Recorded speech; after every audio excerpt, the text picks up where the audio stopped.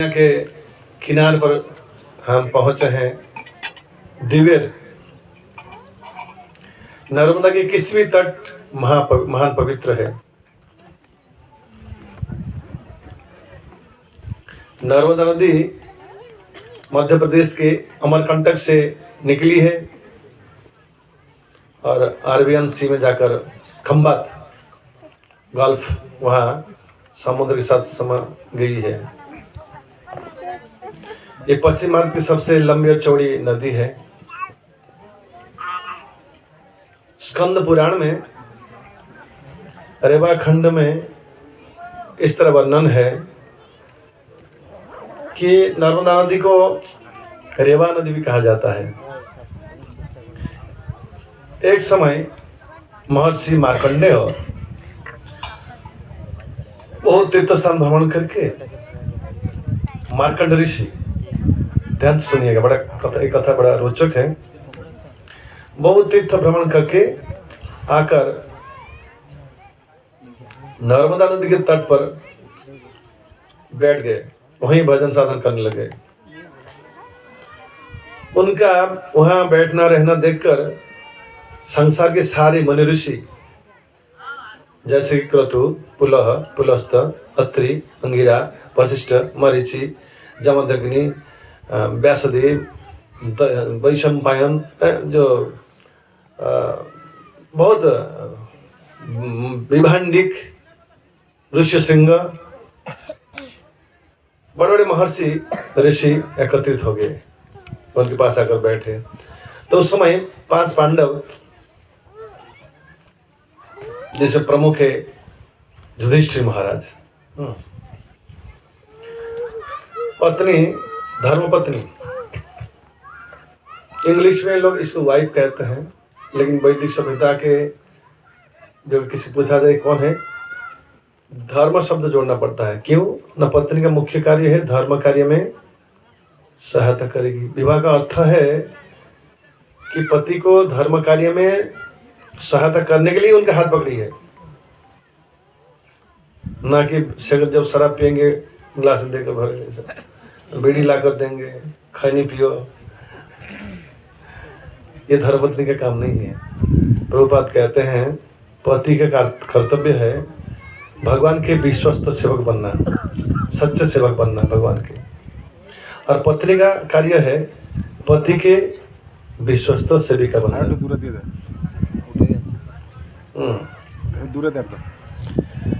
तो युधिष्ठिर महाराज धर्मपत्नी द्रौपदी को साथ में लेकर 5 पांडव भाई मिलकर यहाँ पधारे नर्मदा नदी के तट पर, और महर्षि मार्कंड ऋषि के परिक्रमा करके उन्हें दंडवत प्रणाम करके वहां बैठे और उनको पूछा कि हे महर्षि, आप संसार में बहुत सारे तीर्थ स्थान है, फिर वो सब छोड़कर इस नर्मदा मैया के तट पर आकर कैसे बैठ गए, इसका कारण क्या है?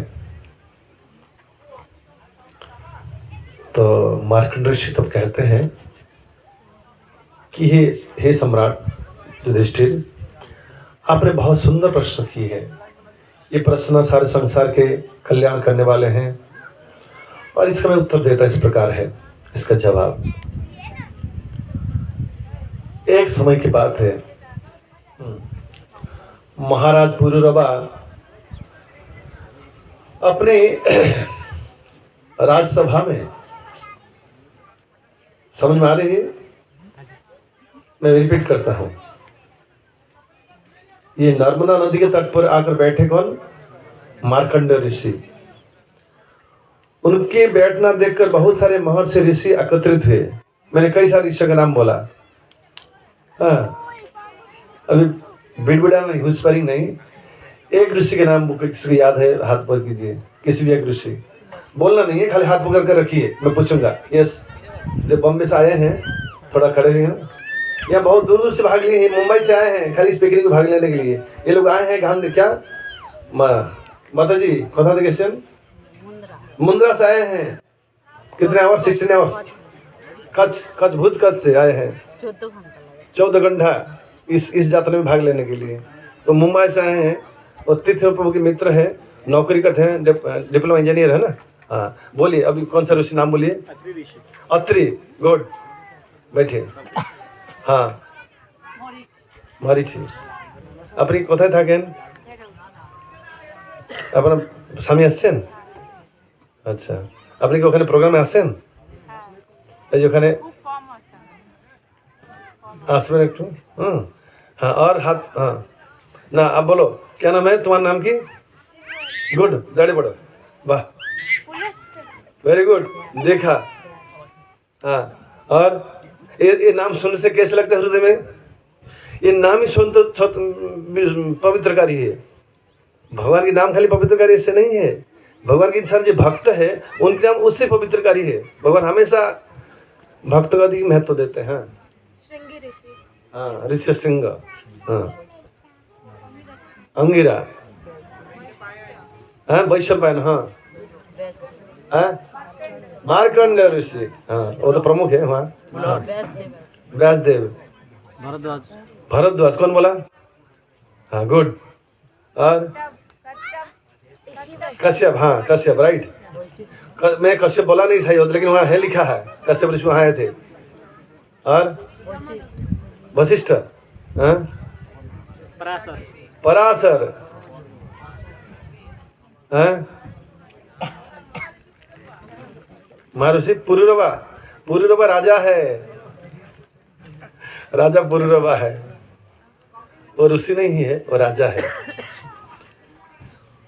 मार्कंड ऋषि राजा पुरुरवा की कथा बता रहे हैं, सम्राट पुरुरवा, ठीक है। तो मार्कंड ऋषि को किसने प्रश्न पूछा? सम्राट युधिष्ठिर ने पूछा कि महर्षि आप संसार में बहुत सारे तीर्थ स्थान है, पावन करने वाले महापुण्य स्थली है, ये सारे पवित्र पुण्य तीर्थ को छोड़कर ये नर्मदा नदी के तट पर कैसे बैठ गए? इसका रहस्य क्या है इसके पीछे? और वहाँ से महाऋषि भी उनको एकत्रित आकर बैठे हैं उनके संग लाभ करने के लिए। मार्कंड ऋषि इतने महान है, इनकी पौराणिक मत कितने मालूम है? कितने हैं?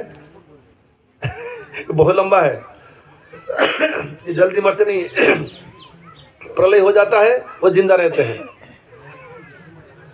तो बहुत परेशान है इसके लिए। उड़िया है मार्कंड ऋषि जाउथले भाषी।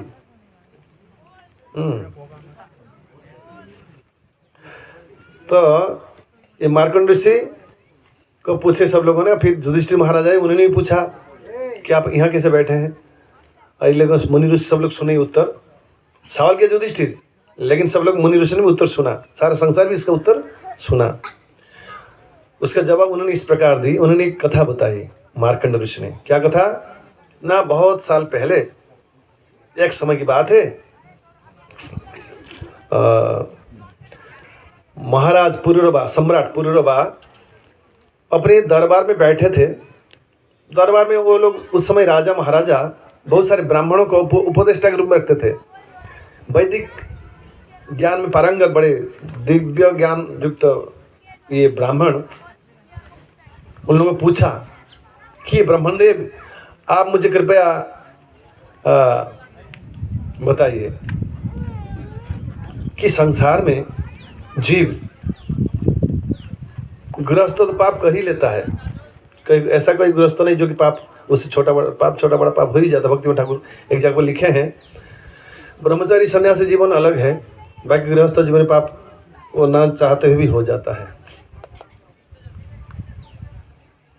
बाकी बड़े बड़े पाप करने वाले बहुत धुरंधर एक्सपर्ट हैं। तो जाग यज्ञ दान तपस्या ध्यान ना करके भी उनका कैसे उद्धार हो सकता है? ऐसा कुछ रास्ता हो तो मुझे बताइए।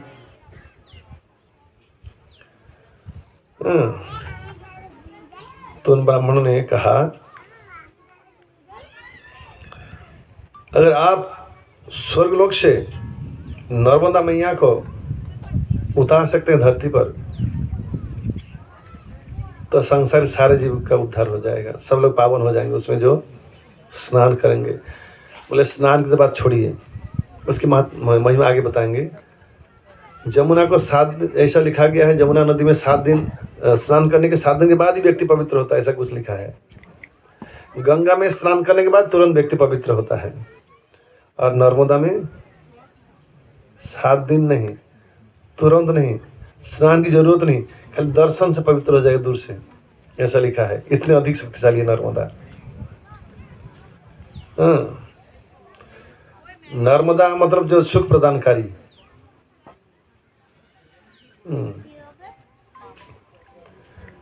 तो उन्होंने कहा, तो नर्मदा नदी को धरती पर उतारने के लिए उन्होंने शंकर भगवान की आराधना की ब्राह्मण की सलाह से। महाराज पुरूरवा अत्यंत प्रसिद्ध सम्राट है पुरूरवा, भागवत की कथा आती है।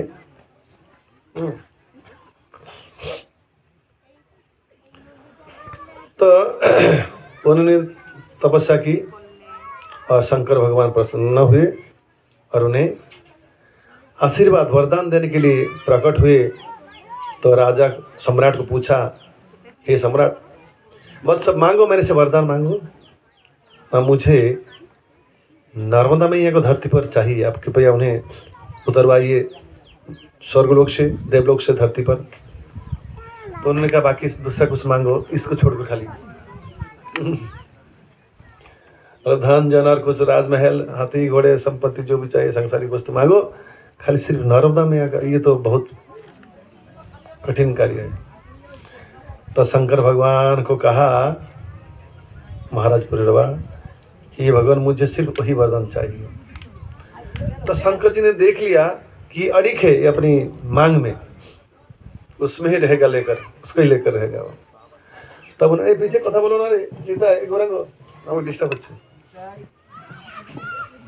গাড়ি চল তোমরা আগে এসে বসো গোরাঙ্গ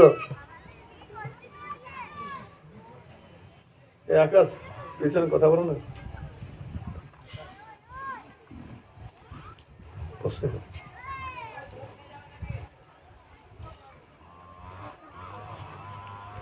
और टोकन बांट रहा है प्रसाद का। हाँ समझ उनको प्रसाद तो मिलेंगे लेकिन पकड़ा जाएगा ना कौन कौन। भक्ति पुरुषोत्तम महाराज कहते हैं डिगबाजी, भाई तारा तीर्थ करते जाए ना, तारा डिगबाजी मारते जाए।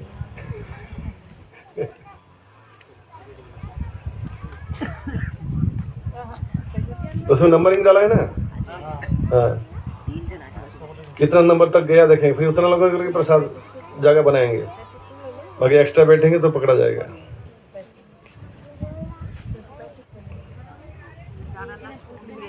नहीं तो चलता रहेगा, ये हमेशा ऐसा होता है। लोग आते हैं फिर गायब हो जाते हैं, ब्रेकफास्ट लिया गायब, फिर लंच लेंगे गायब हो जाएंगे। असली तो हम यहाँ कान की फीस्ट के लिए आते हैं। नवद्वीप मंडल परिक्रमा में कथा थोड़ा रसभंग हो रहा है। एक समय रूप गोस्वामी की बात अबीर भक्ति थी आया, जगन्नाथ दास बाबा जी उनके शिष्य ने कहा, हे गुरुदेव आश्रम में कुछ इतना भोज्य वस्तु नहीं, कल उत्सव मनाया जाएगा। तो उन्होंने कहा उत्सव का मतलब होता है कान के लिए उत्सव, रूप गोस्वामी कथा का श्रवण कीर्तन वही उत्सव है। उस तरह पिकनिक जो है खाली जीभ के द्वारा होता नहीं है, फीस्ट असलियत में कान के द्वारा ही फीस्ट होता है। हमारे मुंबई में राधा गोपीनाथ मंदिर है, ये दुनिया के एक अनोखा मंदिर है। यहाँ दुनिया के सबसे बड़े बड़े विद्वान, बहुत मेटेरियली हाईली एजुकेटेड जो स्टूडेंट्स हैं वहाँ सब डिवोटी है, डॉक्टर से, इंजीनियर से, IIT, M.Tech, MBBS, MS from USA, बड़े बड़े सब है। तो इनमें से ज़्यादातर लोग जो है मंदिर में पहले आते थे प्रसाद लेने खाने के लिए, अच्छा वस्तु मिलता संडे को, कथा नहीं सुनते थे। खाते खाते कभी कोई एक दो बार कान में गिर जाता था कथा, तो धीरे धीरे हाँ और खुद स्वीकार करते हैं। और बड़े बड़े वक्ता हुए हैं, अब जीभ की फीस्ट नहीं बनाते हैं, अब कान की फीस्ट बनाते हैं। अब जीभ की फीस्ट में रुचि नहीं रहा, अब कानों की फीस्ट चाहिए उनको। पीबत भागवतम रसमालयम, भागवत कथा रस का आस्वादन पान किससे होता है? मुंह से। हाँ निगम कल्पतरुर गलितम फलम शुक मुखत अमृत द्रव संयुतम पीबत भागवतम और रसमालयम मुहुर अह रसिका भूवि भावुका। हे मैं प्रिय भक्तों, रसिक भक्तों, ये भागवत कथा अमृत का पान करो। कैसे? मुंह से। कथा ये अमृत ग्लास से भर दिया जाएगा, पान कैसे करेंगे? कान से पान होता है, पान कान पक जाएगा ना, फिर जूस जाएगा तो अंदर तो पकेगा नहीं, अंदर जो सब कचरा हो निकाल देगा और वो जाके वहाँ रहेगा। कभी कभी ये डालते हैं लोग, डॉक्टर लिक्विड डालते हैं ना कान की सफाई के लिए। ये भागवतम का था, जो कान सफाई करता है और वहाँ अच्छा काम करता है। कान से अगर हृदय पहुँचता है, कर्णरंध्र दिया हृदय माझे माझे गया बड़ी से सुधा सम। कान के छेद से जाकर हृदय में पहुंचता है, वो अमृत का बरसात करती है कथा, भगवान की दिव्य कथा। हरे कृष्ण कृष्ण कृष्ण हरे हरे, हरे राम राम राम हरे हरे। तो शंकर भगवान फिर प्रसन्न हुए और पुरुरवा महाराज को उन्होंने वरदान दिया, हे वत्स, ठीक है, तुम्हारे पर मैं संतुष्ट हूँ और मैं नर्मदा देवी को धरती पर उतरने के लिए आदेश देता हूँ। तो नर्मदा देवी तैयार हो गई, लेकिन वो कहती है कि शंकर भगवान, मेरी जो स्रोत है उसको कौन संभालेगा? जैसे गंगा मैया, वो उनको भी जो धरती पे उतरना था, बोले कि मेरा स्रोत कौन रोकेगी? जो धरती पर मैं गिरूंगे धरती तो टुकड़े हो जाएंगे, इतना हाई स्पीड है। फिर शंकर भगवान जो कि गंगाधर है, गंगा की शक्ति को, स्रोत को उन्होंने स्पीड ब्रेकर, मालूम है सड़क पर होता है स्पीड ब्रेकर जैसे काम किया, उनके स्रोत को थोड़ा स्लो डाउन कर दिया, स्पीड को। हाँ, फिर धरती पर छोड़ा ताकि धरती की तकलीफ ना हो। रास्ते पे स्पीड ब्रेकर सरकार नहीं बनेगा तो एक्सीडेंट हो जाएगा ना। स्पीड ब्रेकर भी एक्सीडेंट करता है, लेकिन लोगों को ध्यान से चलाना चाहिए गाड़ी, बस जरूरी है। उसी तरह 8 पर्वतों को बुलाया उन्होंने, तो उनमें से विंध्याचल पर्वत ने कहा, मेरे पुत्र पर्यंक, हे देवी, वो आपकी जो गति है वो संभाल लेगी।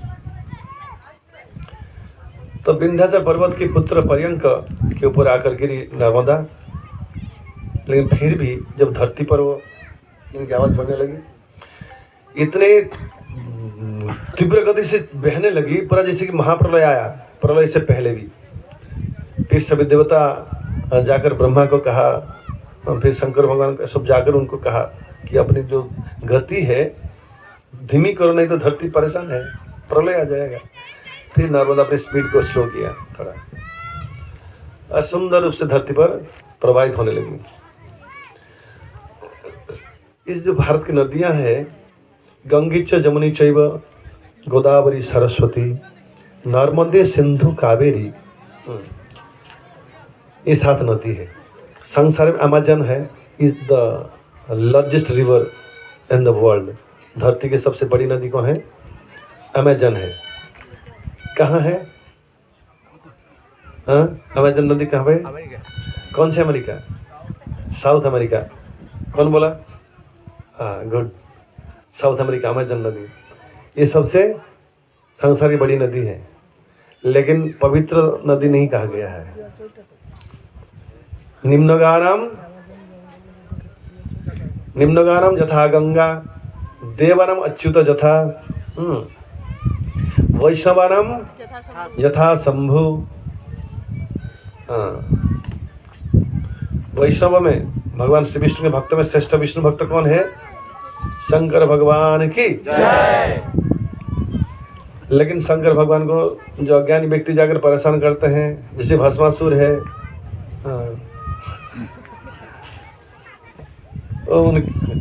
उनसे वर मांगकर उनको परेशान करने की कोशिश करता है।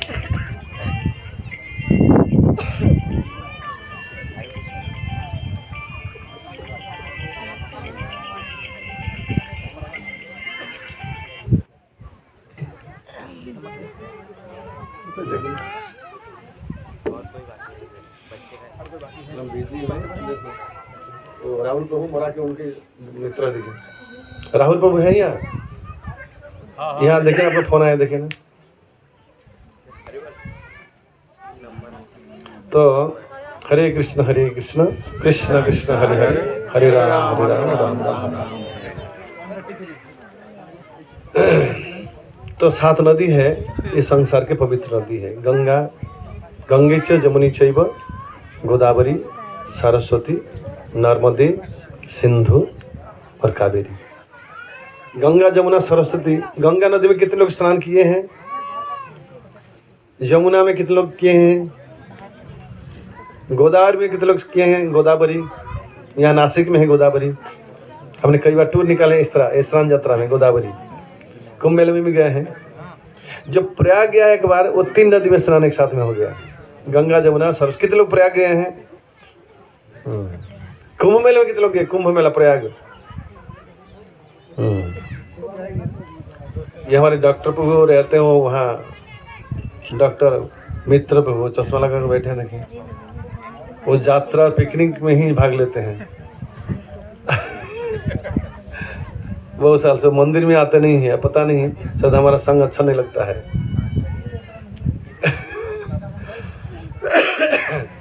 ऐसा ना करें। चलो हम अच्छा नहीं, लेकिन आप अच्छे हैं, आपकी संग प्रदान के लिए आइए कम से कम। हरे कृष्ण। ददाति प्रतिगृह्णाति। भक्त देते भी हैं और लेते भी हैं। भक्त का ये गुण होगा, वो देंगे भी और लेंगे भी। संग देना होता है, संग लेना भी होता है। कृपण नहीं होता है भक्त, मैं इसको संग दान नहीं करूँगा या लूँगा नहीं। ददाति प्रतिगृह्णाति गुज्य माक्यति पृच्छति भुक्ते भोज्यते चैव षड्विधम प्रीतिलक्षणम। खाना है, खिलाना है, भुक्ते भोज्यते, देना भी है, लेना भी है। हृदय की कथा बोलना चाहिए, हृदय की कथा सुनना भी चाहिए। ददा प्रतिगृह्णाति विज्य माख्यति पृच्छति भुक्ते भोजयते। ये 6 प्रकार जो है सर्वविधम प्रीति लक्षण भक्ति के अंग है। इसके द्वारा भक्त में प्रेम बढ़ता है। रूप गोस्वामी उपदेश अमृत में लिखे हैं। खैर, तो ये 7 नदी में से एक नदी है नर्मदा।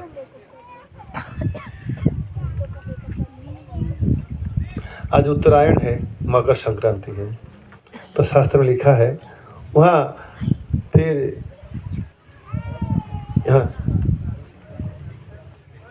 वहाँ लिखा है ये स्कंद पुराण में कि ये मकर संक्रांति के ये पर जो नदी में स्नान करेगा, नर्मदा में जो स्नान करेगा, उसको अश्वमेध यज्ञ का फल प्राप्त होगा। वो सारे जन्म से, सारे पापों से मुक्त भी हो जाएगा। और बहुत सारा चीज़ लिखा गया है, उसको बहुत चीज़ धन जन बहुत कुछ प्राप्ति हो, ऐसा लिखा है उसमें।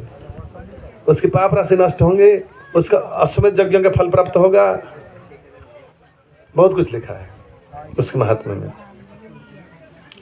इसलिए भारतीय परंपरा में ये मकर संक्रांति में लोग पवित्र नदी में स्नान करते हैं। गीता में भगवान कहते हैं ते समतु अंतगतम पापम जनानाम पुण्य कर्मण ते द्वंद्व मोह निर्मुक्ता भजन्ते माम। थोड़ा दूर बात कीजिए, दृढ़व्रता। हे अर्जुन, जो व्यक्ति सभी पापों से मुक्त हो चुका है, मेरी दृढ़ भक्ति में वो लग सकता है। भक्त एक्चुअली पाप को नष्ट करने की स्वतंत्र प्रयास नहीं करता है। हरिनाम महात्मा लिखा है, व्यक्ति एक बार शुद्ध हरिनाम करने से पापी प्रयास करके भी इतना पाप नहीं कर सकता है कि हरिनाम जितना पाप को नष्ट करने में शक्ति धारण करता है। हरे कृष्ण कृष्ण कृष्ण हरे हरे, हरे राम राम राम हरे। ये वाक्य समझ में आया?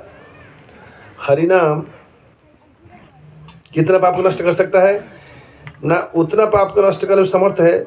एक पापी प्रयास कर भी जितना पाप नहीं कर सकता, उतना पाप भी नहीं कर सकता है। उसको इतना हिम्मत और भी उसकी कैपेसिटी है। व्यक्ति प्रयास करके भी इतना पाप नहीं कर सकता है जितना वो नष्ट कर सकता है हरिनाम। ऐसा कि हम पाप करते हैं, हरिनाम करते, फिर ये नाम अपराध है। इसे स्वतंत्र रूप से प्रायश्चित करने की जरूरत नहीं। चैतन्य महाप्रभु बनारस में राजा, क्या नाम उनका, जिनको नवाब हुसैन शाह ने मुसलमान कर दिया था, क्या नाम उनका? नहीं, बंगाली राजा है, बांग्ला हिंदू राजा को उन्हें करुआ का पानी छिड़का कर मुसलमान बना दिया। पहले ऐसा माना जाता करुआ मुसलमान की पानी छिड़काने से बस हो गया मुसलमान। उनको ब्राह्मण ने कहा आपको प्रायश्चित करना होगा, घृत गरम घी खाकर जान देना पड़ेगा, फिर अगले जीवन में हिंदू में जन्म मिलेगा। किसी ने कहा आग जलाकर सर नीचे करो, फिर मर जाओगे तो हिंदू में जन्म हो गए। लेकिन चैतन्य महाप्रभु उनका क्या विधान दिया?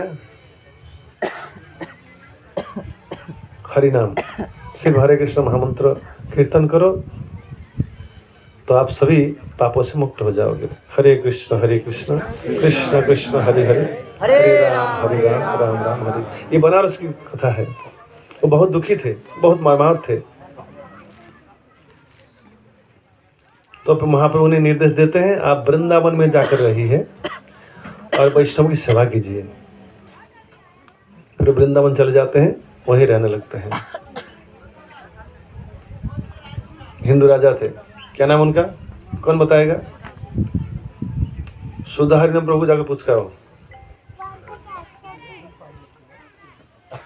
की राजा के कौन कहेंगे? वो राजा का नाम क्या है? हाँ?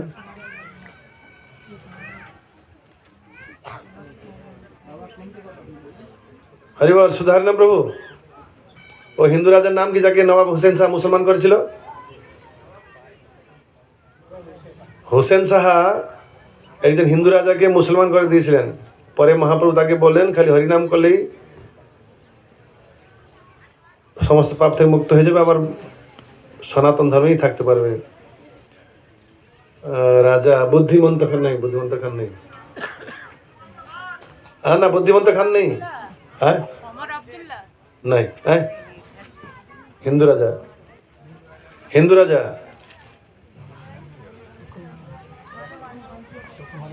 है?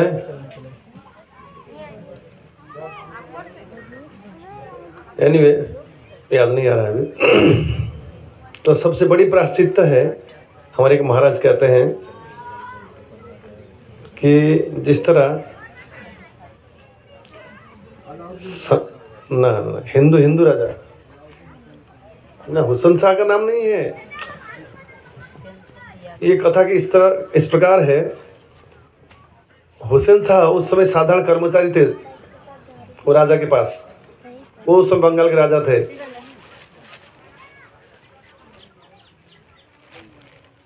तो हुसैन शाह को राजा ने पैसे दिए थे सड़क निर्माण, कुआं खुदवाना, पेड़ पौधे लगाना।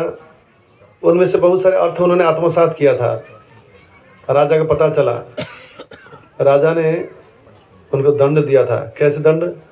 उनको बुलाकर चाबुक मारा था, शासन किया था। चाबुक की जो निशान उनके पीठ पर रह गया था। लेकिन दैव इस तरह है, आगे चलकर कई साल के बाद ये राजा छोटे राजा हो जाते हैं। उनके जो कर्मचारी जो दंडित हुआ था ये हुसैन शाह, वो वहाँ के नवाब बन जाते हैं, मतलब राजा के ऊपर। और नवाब के हुसैन शाह के बेगम जब विवाह हुआ, एक दिन जब राजा खुद अपनी शाट निकाले, देख लिया बेगम कि उनके पति के पीठ पर इस तरह निशानी है। तो उन्होंने पूछा ये निशानी कहाँ के, किसकी, क्या है?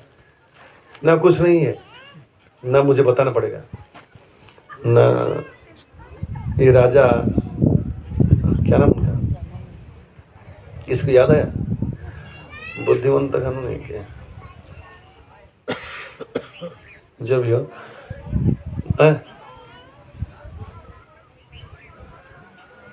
नाम কি স্যার?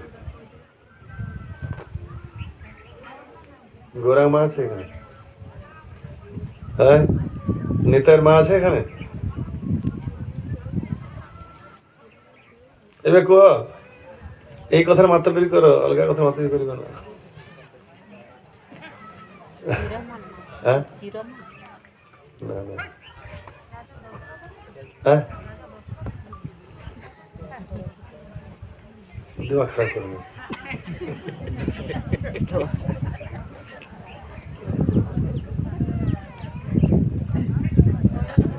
कली जो के महाराज दशरथ कहाँ से आ गए?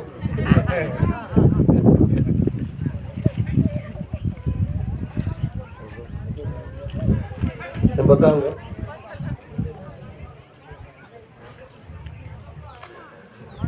तो बोले वो राजा मुझे चाबुक मारा था, मैंने पैसा उसकी गड़बड़ की थी ना। राजा एक हिंदू राजा काफिर तुम्हें मारा, इतनी हिम्मत?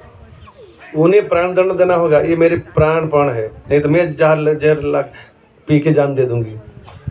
बोले देखो वो मेरे पिताजी के समान है, मुसलमान भले, लेकिन उसका मेच्योर था वो मुझे मैं गलत किया था, मेरे से गलती हो गई थी, तो मुझे वो दंडित करने के लिए मुझे चाबुक मारा था, और उस इसको वजह से मैं उसको प्राण ले लूँ, कोई बात हुई क्या? अगरबत्ती है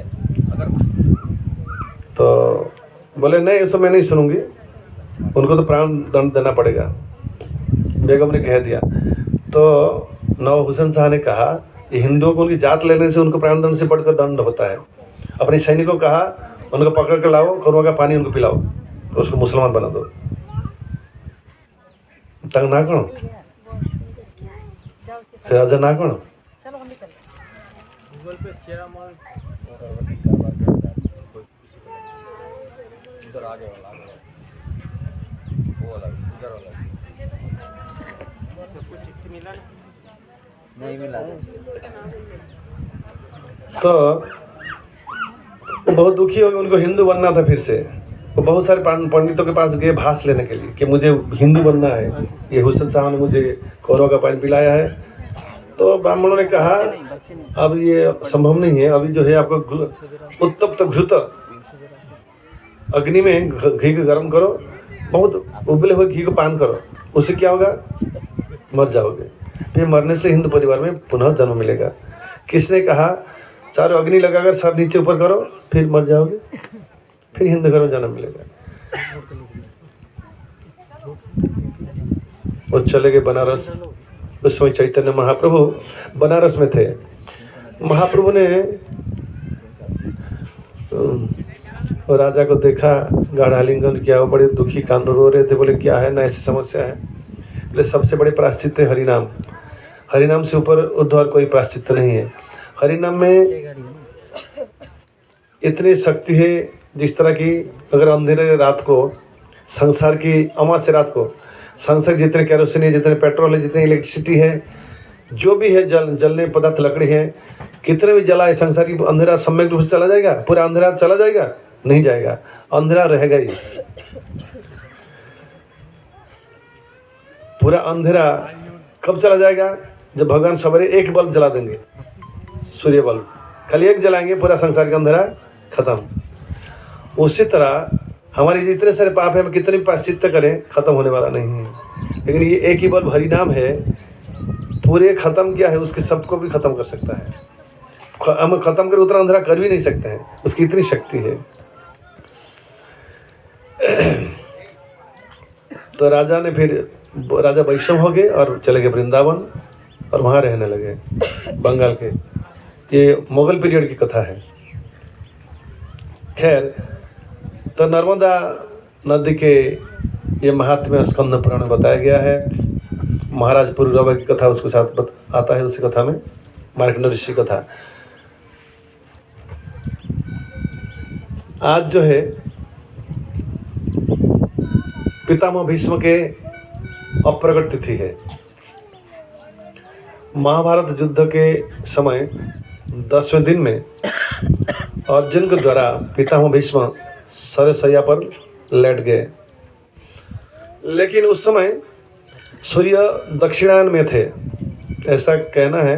जब उत्तरायण में जब आते हैं, उस समय व्यक्ति शरीर त्यागने से उनको ऊर्ध्वगति प्राप्त होता है। तो उनको महीने कई बहुत लंबे, कुछ 60 दिन लगभग, ऐसा बहुत लंबे दिन, 49 डेज इंतजार करना पड़ा। 1 महीना 19 दिन, 1.5 महीना लगभग। और फिर उत्तरायण, मकर संक्रांति, आज से ही सूर्य उत्तर गोलार्ध में चले जाते हैं। उत्तरायण नॉर्दर्न हेमिस्फीयर में जाते हैं। आज ही हम उत्तरायण या मकर संक्रांति, उत्तरायण मना रहे हैं। वहाँ आसाम में बिहू मनाते हैं, तमिलनाडु में पोंगल, राजस्थान में, उत्तर प्रदेश और बिहार में खिचड़ी। इस तरह अलग अलग उत्सव मनाते हैं। राजस्थान में क्या मनाते हैं? खिचड़ी। अब राजस्थान के हैं, ठीक है।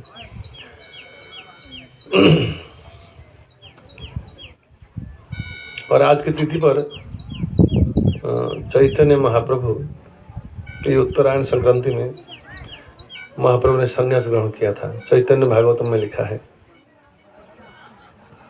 मैंने सुना है, श्रीमद् राधा स्वामी महाराज के प्रवचन में भी कई भक्तों ने कभी सुना है। तो आज की तिथि पर इस मकर संक्रांति में महाप्रभु नवद्वीप छोड़कर सची माता और अपनी पत्नी विष्णुपति देवी को छोड़कर अपनी पार्षदों को छोड़कर गंगा को तैर कर पार होकर चले जाते हैं। गंगा को तैर कर पार होते, वहां लिखा है निदया घाट से। हरे कृष्णा कृष्णा कृष्णा हरे हरे, हरे राम राम राम हरे हरे। भगवान षड ऐश्वर्यपूर्ण है। ऐश्वर्य से समग्रस्य वीर्यस्य जशस्य ज्ञान वैराग्यश्चैव सन्नम भग इतिंगना। द डेफिनेशन ऑफ गॉड, भगवान की संज्ञा यह है जो संसार के सभी ऐश्वर्य, समस्त अर्थों के ऐश्वर्यों के संपूर्ण अधिकारी। ये संसार में जितने अर्थ है सबके अधिकारी, अल्टीमेट प्रोप्राइटर जो है भगवान श्री कृष्ण है। ऐश्वर्य से समग्रस्य वीर्यस्य, वीर्य यानी शक्तिशाली, सबसे द मोस्ट पावरफुल वन।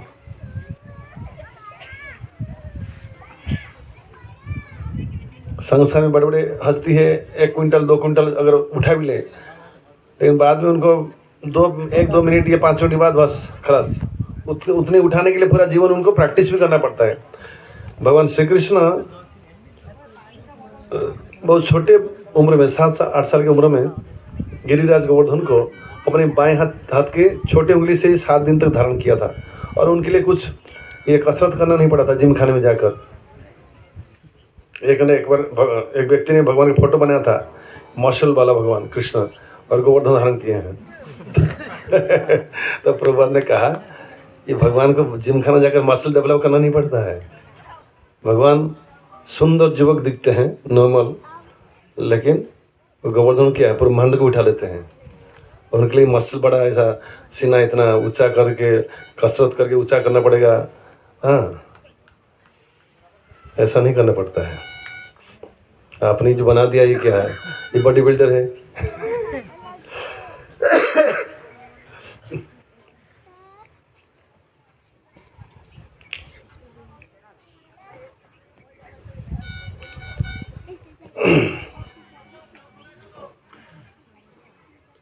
तो चैतन्य महाप्रभु नवद्वीप छोड़कर काटुआ कांचन नगर जाते हैं और वहाँ केशव भारती से संन्यास मंत्र ग्रहण करते हैं। वहाँ से चले जाते हैं जगन्नाथपुरी, वहाँ रहने लगते हैं। इसके पीछे की कथा, पीछे की जो सीन इस प्रकार है। निमाय चैतन्य महाप्रभु नवद्वीप में गृहस्थ आश्रम में लीला कर रहे हैं और श्रीवास ठाकुर उनको पूछते हैं कि महाप्रभु ये 4 युग का 4 धर्म है, लेकिन कली युग में ये हरिनाम इतने शक्तिशाली दूसरे युग में क्यों नहीं है ना? क्योंकि भगवान ऐसा दे रखे हैं, कलौ संकीर्तन परम उपाय कृत्य जद्धात विश्वम त्रेताम जयत मुखय द्वापरे परिचर्यायाम कलौ तद हरि कीर्तनात्। महाप्रभु समझाते श्रीवास ठाकुर को, सत्य युग का युग धर्म है ध्यान करना, त्रेता का युग धर्म है यज्ञ, द्वापर का युग धर्म है पूजा अर्चना, और कलियुग का युग धर्म है कलियुग का युग धर्म है हरे कृष्ण कृष्ण कृष्ण हरे हरे, हरे राम राम राम हरे हरे। हरिनाम संकीर्तन।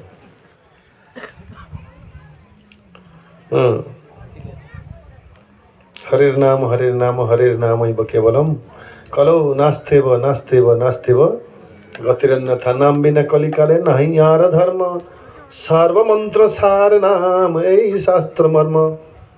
प्रभु कहिला यही महामंत्र या जप गया सर्वे करिया निर्बंध। किबा शयने किबा सपने किबा जागरणे अहर निश्चिंत कृष्ण बलो बदने। कृष्ण नाम हरि नामेर यही तो स्वभाव, जय कृष्ण जपे तार कृष्ण उपजय भाव। जो भगवान के नाम लेगा उसका भगवान के साथ भाव हो जाए। क्योंकि बंगाल में कहते हैं ना, ওখানে भाव उधर भाव हो गए। हाँ, संसार में युवक युवती का भाव होता है। युवक अवस्था में युवक युवती बहुत अट्रैक्शन रहता है। ये बाल्य अवस्था में इतना नहीं होता है, वृद्ध अवस्था में नहीं होता है, लेकिन युवक यूथ यंगस्टर में ऐसा होता है। तो समय के प्रभाव, उसमें भाव होता है। और यहाँ शास्त्र कह रहे हैं कि कृष्ण में भाव हो जाता है। जो कृष्ण का नाम लेगा उस परिणाम ऐसा ही है। यही तो स्वभाव कृष्ण में, हरिनाम में यही तो स्वभाव। जय जन कृष्ण भजे तार कृष्ण उपजय भाव। कृष्ण में प्रेम हो जाएगा जो हरिनाम लेगा। हरे कृष्ण कृष्ण कृष्ण हरे हरे, हरे राम राम राम हरे हरे। ये सारा संसार में भगवान हमको इसलिए दिए हैं कि हम में वो भाव नहीं है। हमको साधना करना पड़ता है वो भाव आ जाए कि कृष्णवती भाव, क्योंकि भाव ही असल सुख है। भाव तो करना ही पड़ता है। संसार में एक ही मात्र वस्तु है, भाव है। उसके लिए ही शरीर मिला है, कृष्ण के साथ भाव स्थापन करने के लिए। नित्य सिद्ध कृष्ण प्रेम साध्य कभु नय, श्रवणादि शुद्ध चित्ते करे उदय। ये भाव है हृदय में, ये सिद्ध अवस्था है। चैतन्य चैतामृत की उक्ति है, नित्य सिद्ध कृष्ण प्रेम साध्य कभु नय, श्रवणादि शुद्ध चित्ते करे उदय। ये कृष्ण प्रेम, कृष्ण प्रति जो भाव है, ये आहरण करने की वस्तु ऐसा नहीं है। श्रवणादि शुद्ध चित्ते, शुद्ध हृदय के द्वारा हरि कथामृत का अगर हम कान से पान करेंगे तो हृदय में कृष्ण प्रति भाव जागृत हो जाएगा। It will revive. रिवाइव समझते हैं, पुनः जागरण होना। कोई सोया है उसको जागृत करना। जन्म नहीं हो रहा है, वो है, लेकिन सुप्त प्राय हो गया है, उसको जागृत करना है। कृष्ण प्रेम है, पशु में भी है, सब में है कृष्ण प्रेम, भगवत प्रेम, ईश्वर प्रेम। चाहे स्वीकार करें, चाहे आस्तिक हो चाहे नास्तिक हो, सभी लोग भक्त हैं संसार में, लेकिन किसका सुप्त है, किसका जागृत है। कभी छोटे बालक को देखिए, वो कृष्ण में इतना लगाव है। हाँ, कभी वृद्ध होने तक उसको ठोकिए ना, अरे पोता को दे, अरे उम्र कहाँ भी हुआ है तेरा, तो अभी जप में लग गया है, तिलक लगाता है, 12 घंटा 2 घंटा वेस्ट करता है माला जप में, हफ्ते में हर हफ्ते मंदिर चला जाता है। ये क्या बेड हैबिट हो गया। एक इंजीनियर हमको कह रहा था कि मेरे चाचा जैसा बोल रहे हैं कि तू हर हफ्ते मंदिर चला जाता है, 2-2 घंटा जप करता है।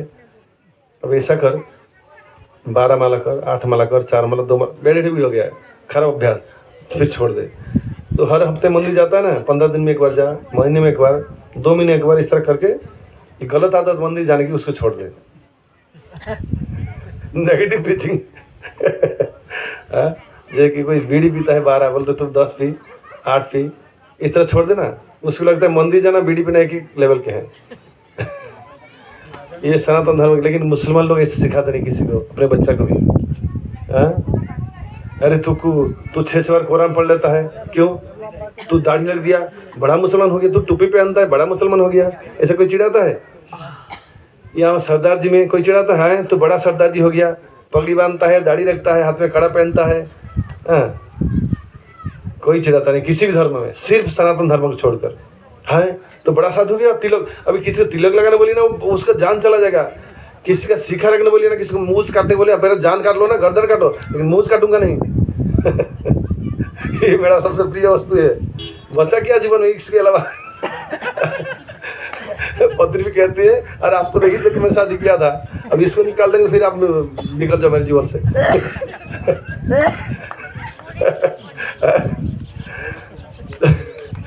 तेल का मचा था कि मूछ के बिना, कि मेरे पति का मूछ कहाँ चला गया। उड़ीसा में एक नाटक था, उसका पति वो शराब पीने की आदत था, उसको बहुत झाड़ू से मारा पत्नी ने। पर मारा कैसे ना, वो शराब पीता था, उस पति नाराज था, इसको कैसे छुड़ाए शराब।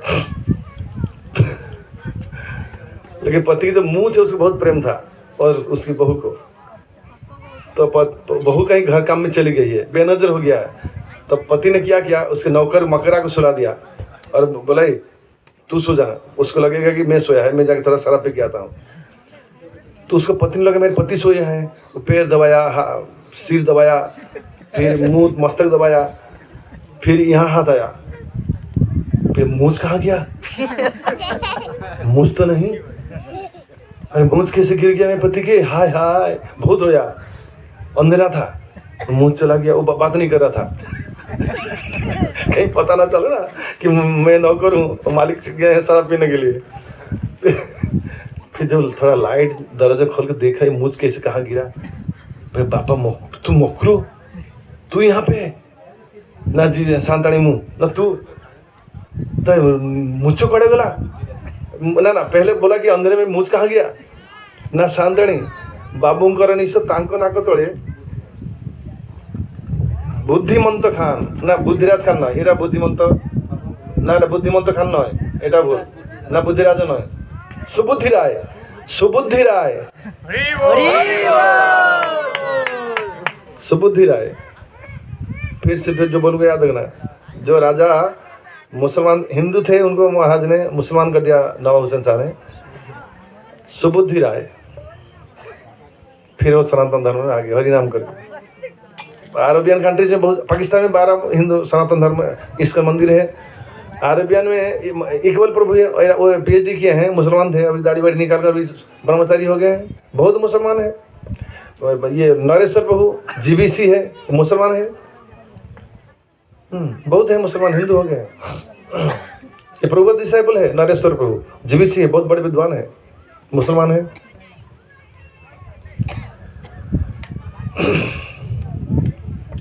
बुद्धिमंत खान, सॉरी सुबुद्धि राय, भूल रहा हूँ, सुबुद्धि राय। भूपू तुम यहाँ पे भूल गया था কিন্তু আপনি বলছেন না কেন? আমার মনে আসছে না, সেই জন্য থাকার না থাকার মতো হয়ে গেল, আমি ভুলে গেলাম, তো মানে আওয়াজ হয়নি। सुबुद्धि राय ठीक है, कम से कम उन्होंने थोड़ा आसपास का जवाब दिया था। बुद्धिराज सुबुद्धि राय, थोड़ा चलो कभी थोड़ा तो दिया कनेक्शन, लेकिन इसके माध्यम से हमको याद आया सुबुद्धि राय, सुबुद्धि अच्छे बुद्धि है, राय। बाबूंकर निश तांको ना कोतळे, बाबूंकर निश तांको ना कोतळे, मोर ना कोतळे टांगोरा भोई, सुनो आहे शांताणी है। ये शांताणी जो बाबू का मुख जो है उनके नाक के नीचे है, और मेरा नाक के नीचे टांगोरा भूमि, मतलब टांगरा किसको, ये टांगरा भूमि है, यहाँ घास नहीं है, बंजर जमीन बंजर जमीन है, टांगरा भूमि। एक पहाड़ है टांगरा छोड़ी, उसके ऊपर कोई पेड़ पौधे है ही नहीं, मतलब यहाँ कुछ उगा नहीं है, इसलिए टांगरा भूमि है। ये मूछ की बहुत इतिहास है। एक को बोला था, फिर वो सत्संग आना छोड़ दिया। एक महाराज बोले थे वहाँ, भक्ति रसंत महाराज, वो मूछ निकालो, उसकी पत्नी अगर मंदिर में हल्ला मचाया, मेरे पति के आप लोगों के संग के कारण मूछ निकल गया।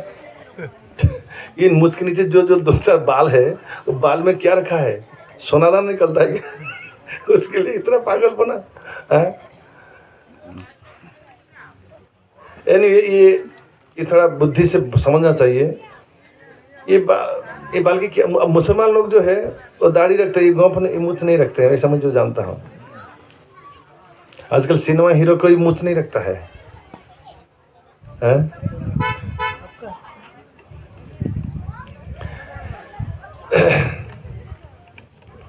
तो चैतन्य महाप्रभु श्रीवास ठाकुर को उनके जो प्रश्न है कलिजुग हरि नाम के बारे में वो जवाब देते हैं। शास्त्र कहते हैं कलिजुग युग धर्म जो है हरि नाम है। कलिजुग में हरि नाम जो है इतने शक्तिशाली है। हरे कृष्ण महामंत्र, हरे कृष्ण कृष्ण कृष्ण हरि हरि, हरे राम राम राम हरे राम। जीव को इसके द्वारा यही तो सर्वसिद्धि है वे सवार।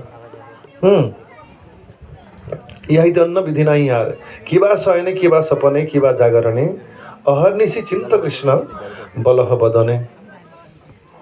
साध्य साधन तत्व जाकिच सकल, हरिनाम हईते तुम्हें पाइबे सकल। साध्य और साधन तत्व जो कुछ भी है सिर्फ हरिनाम जप के द्वारा तुम्हें प्राप्त होंगे। पूर्व बंगाल में सनातन तपन मिश्र को चैतन्य महाप्रभु ने बताया था।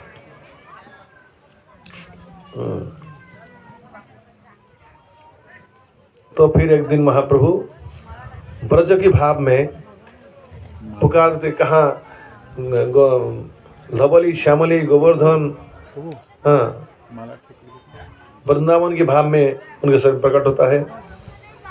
फिर एक दिन भक्तों कहते हैं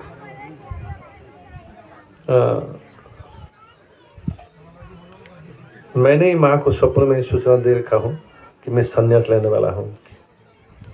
और सच्ची माता, बाकी दूसरे भक्तों को पता चला कि महाप्रभु अब संन्यास लेने वाले हैं, बड़े दुखी हो गए, बहुत लोग रोने भी लगे। महाप्रभु उनको सांत्वना दी।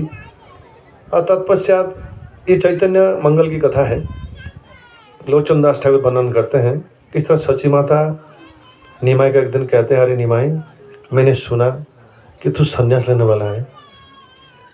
तो निमाई ने कहा, हाँ माँ, ये सच है। तो सच्ची माता बहुत रोने लगी, कहले, अरे निमाई, तेरा बड़ा भाई मुझे छोड़कर चला गया, तेरे पिताजी चले गए, अभी तू मेरा जीवन एक ही मात्र भरोसा बचा है, तू भी चलकर छोड़कर चला जाएगा।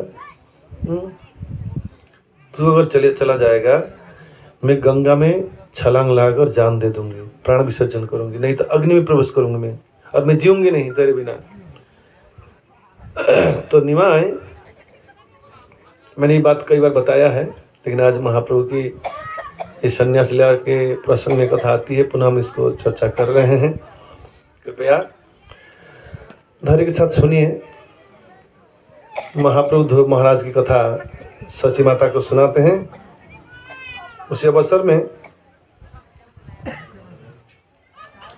एक श्लोक भी वहाँ बताया गया है, ये बहुत ही सुंदर शिक्षणीय श्लोक है, जरा सुनिए।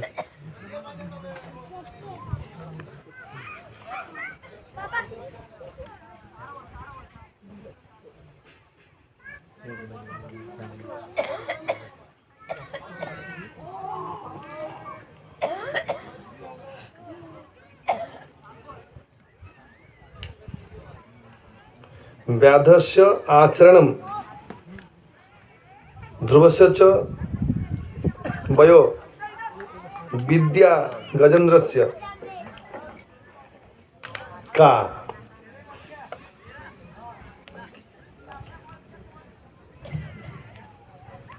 कुब्जाया किमुन्य रूपम अधिकम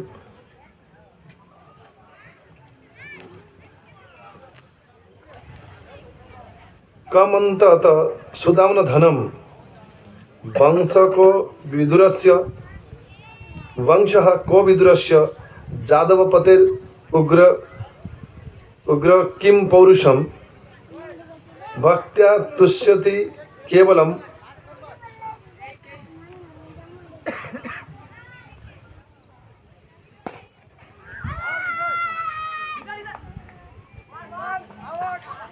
न गुणैर भक्ति प्रिय माधव। व्याध के आचरण, मृगारी व्याध था, उसका उद्धार हुआ। उसको कहाँ क्या आचरण मालूम था, सदाचार कुछ ही मालूम नहीं था, लेकिन उसका उद्धार हुआ। ध्रुव, उनका क्या उम्र था भक्ति करने की, 5 साल के शिशु है, बालक है। ध्रुव महाराज कथा महाप्रभु सुनाएंगे सची माता को। उसी सिलसिले में, उसी प्रसंग में ये श्लोक आया है कि ध्रुव की क्या उम्र थी, ध्रुव महाराज की 5 साल के बालक क्या समझता है, नादान है वो, लेकिन फिर भी 5 साल के बालक को भगवान प्राप्त हो गए। जो कि मनुष्य बुढ़े क्या, बुढ़े के बाप, उसके तब से बुढ़े करोड़ जन्मों तक बुढ़ा होने के बाद भी भगवान नहीं मिलते हैं। ये 5 साल में भगवान छोटा बालक को भगवान मिल गए हैं।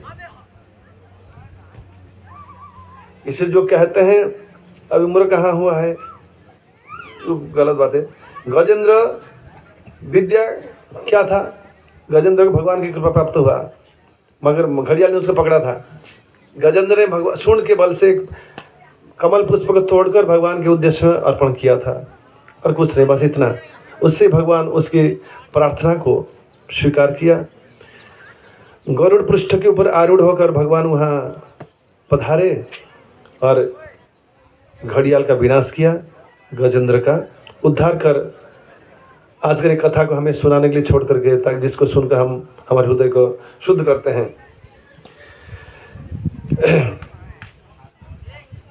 कुब्जा के कहाँ इतना बढ़िया नाम था, नाम भी ऐसा है, और रूप कहाँ था, कुबड़ी कुब्जा, मथुरा में जो चंदन सेवा करती थी कंस के, उसको भगवान श्री कृष्ण सुंदर रूप से स्त्री बना दिए और उसको कृपा किया। सिर्फ उसकी प्रेम, उसकी भक्ति के कारण। लेकिन वो कुरूप कुब्जी थी, पीठ ऐसा था टेढ़ा। हाँ, उसकी उम्र कहाँ इतनी युवती थी, कहाँ सुंदरता थी। सुदाम के पास कहाँ धन था। 56 भोग लगाने से भगवान प्रसन्न अगर हो जाते हैं, अच्छा अच्छा मंदिर बनाने से, अच्छा अच्छा अगरबत्ती जलाने से, अच्छा फूल की माल चढ़ाने से, सोना दाना उपहार देने से भगवान मिलते हैं। तो सुदाम के पास क्या था? खाने का वस्तु भी नहीं था। हाँ, विदुर का वंश मर्यादा, विदुर की कहाँ अच्छे बैकग्राउंड कहाँ अच्छी थी। शूद्राणी के पुत्र है विदुर, दासी पुत्र, मेड सर्वेंट।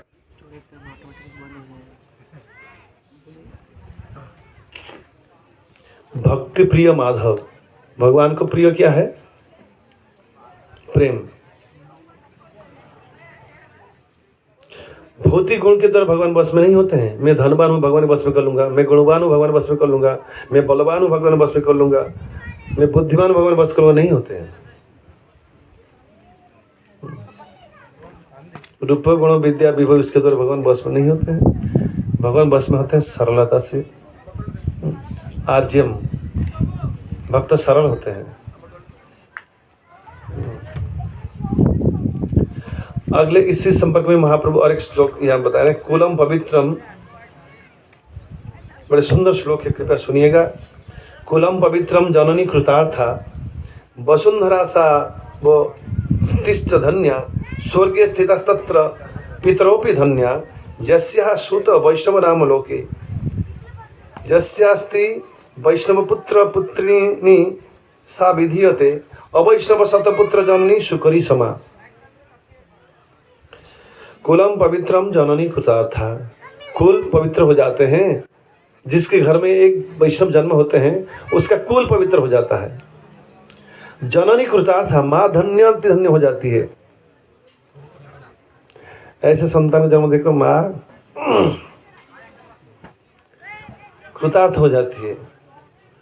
उसको प्रसन्नता होती है कि मैं ऐसे पुत्र की माँ हूं मैं।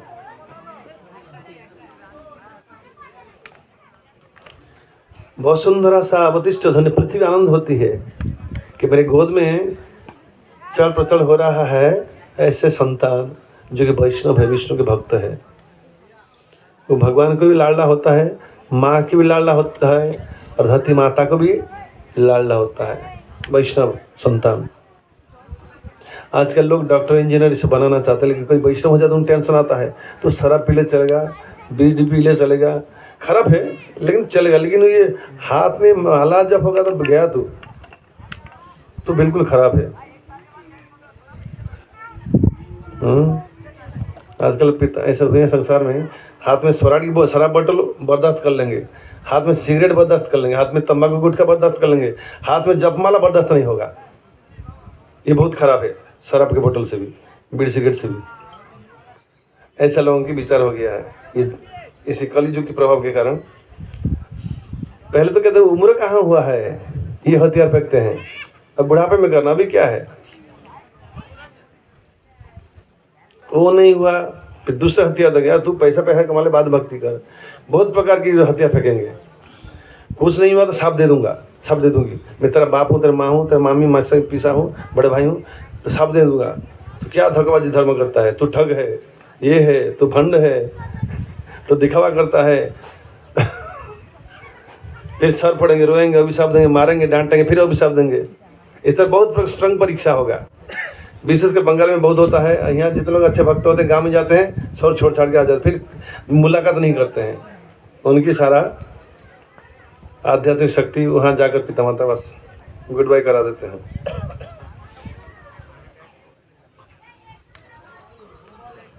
कुलम पवित्रम जननी कृतार्था, वसुंधरा सा बसती धन्या, धरती माता और उसकी बसती गांव धन्य हो जाती है।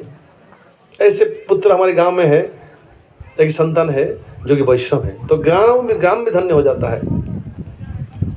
स्वर्ग स्थित तत्र पितरोपि धन्य, पिता के दादा परदादा वो स्वर्ग में अगर होंगे, नृत्य करते हैं कि हमारे पोता आया है हमारे परिवार में, वो वैष्णव है, उसकी भक्ति से हम हमारा उद्धार हो जाएगा। 14 पीढ़ी को उद्धार कर देते हैं। और एक वैष्णवी होने से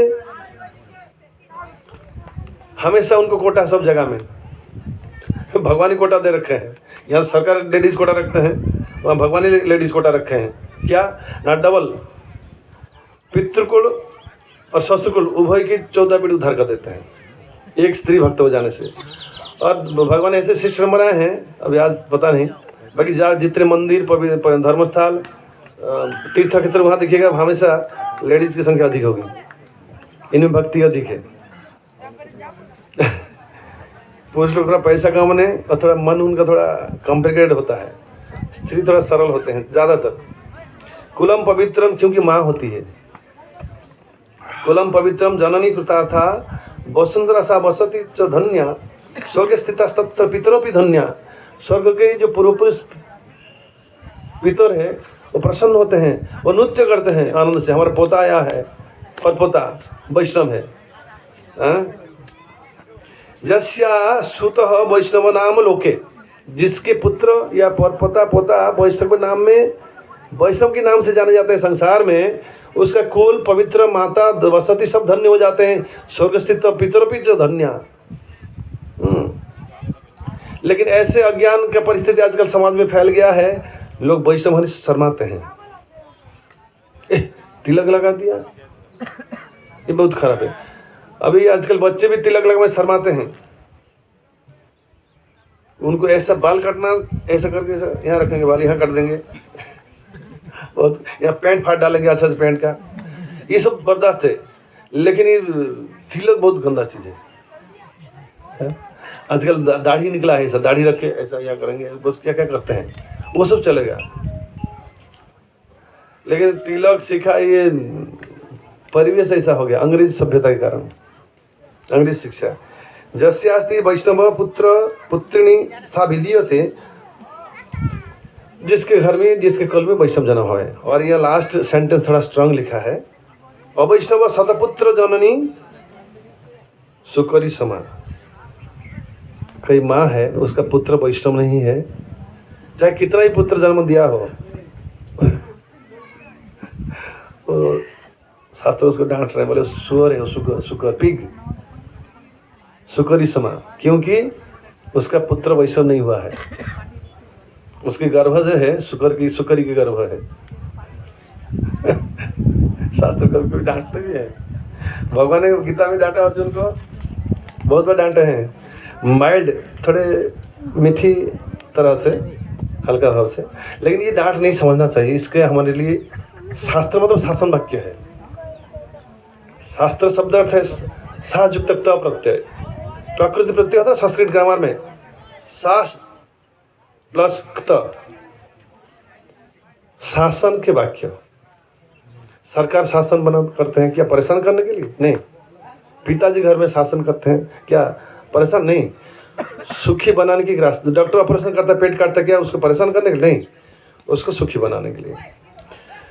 एनीवे, अब चैतन्य महाप्रभु सच्ची माता को कहते हैं कि माता, एक समय की बात है, मनु के पुत्र है उत्तानपाद और प्रियव्रत। उत्तानपाद कनिष्ठ पुत्र है, प्रियव्रत ज्येष्ठ है। प्रियव्रत को राजपाट में रुचि नहीं था, वो गंधमार्दन पर्वत में चले गए भजन साधन करने के लिए। बोले मेरे छोटे भाई का राजा सम्राट बनाइए, मुझे उसमें लेन देन नहीं, मुझे भजन साधन करना है, मैं चल पड़ा। राम सुने हो क्या बोला? हाँ, किसको? प्रियव्रत बड़े भाई है। बोले मुझे राजा नहीं बनना है, सम्राट। लोग संसार में इतिहास में जब भी देखिए लड़ाई कर लेते राजा सम्राट बनने के लिए। ये कह रहे मुफ्त में नहीं, छोटा भाई को बनाओ, मुझे ये सब नहीं चाहिए, मुझे इस चक्कर में मत डालिए, मैं जा रहा हूँ। वो गंधमार्दन पर्वत में चले गए और भगवान की साधन में लग गए। महाराज उत्तानपाद वो सम्राट बने। इनकी कई सारी पत्नी थी, उसमें से दो प्रमुख है, सुनीति और सुरुचि। सुरुचि छोटी है, सुनीति बड़ी है। ए धीरे, एक कहानी सुना है बच्चे। ये बढ़िया कहानी है, बैठ के सुनो, तुम्हारे छोटे बच्चों का कहानी है। सुनीति और सुरुचि। एक्चुअली बाल्यकाल की ऐसी अवस्था है, कच्चा सीमेंट जैसा है, उसको जैसा शेप दोगे ऐसा हो जाएगा, सूखने के बाद होगा नहीं शेप, वो कच्चा है।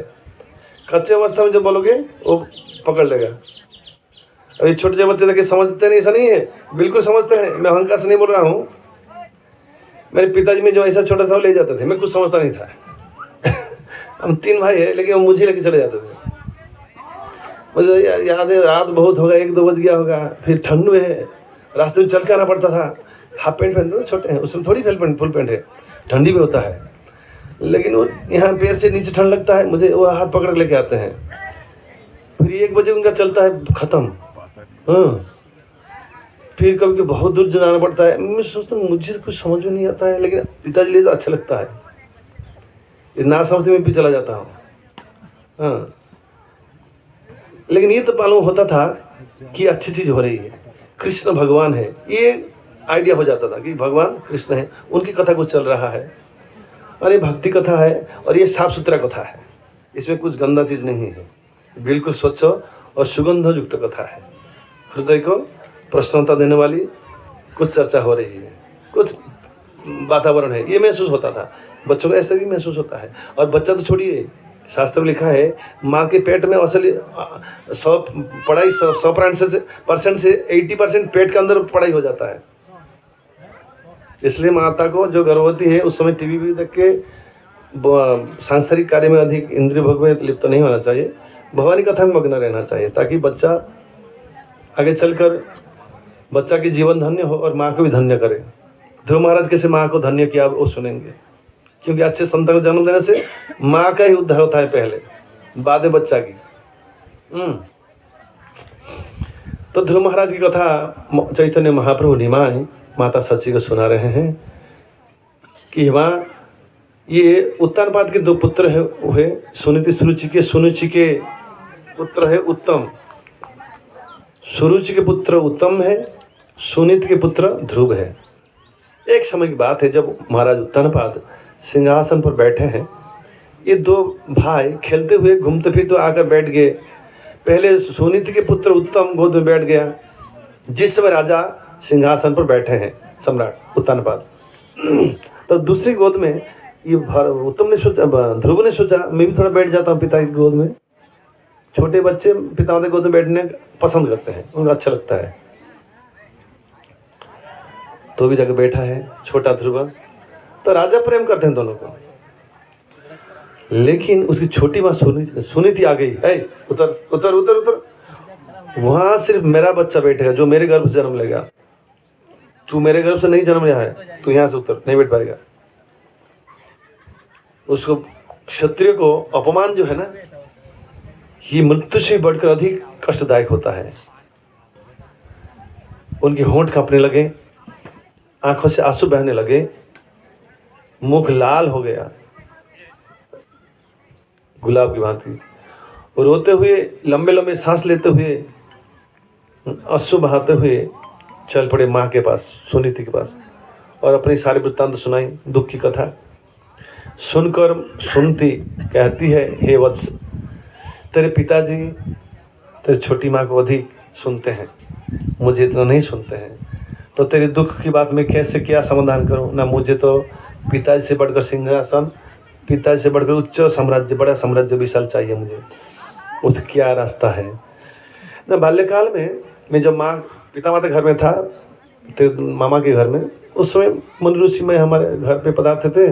मैंने उनके मुँह से सुना है कि पद्मपलाश हरि भगवान श्री विष्णु जो कि जंगल में रहते हैं, उनकी अगर कृपा होती है तो सब कुछ प्राप्त हो जाता है।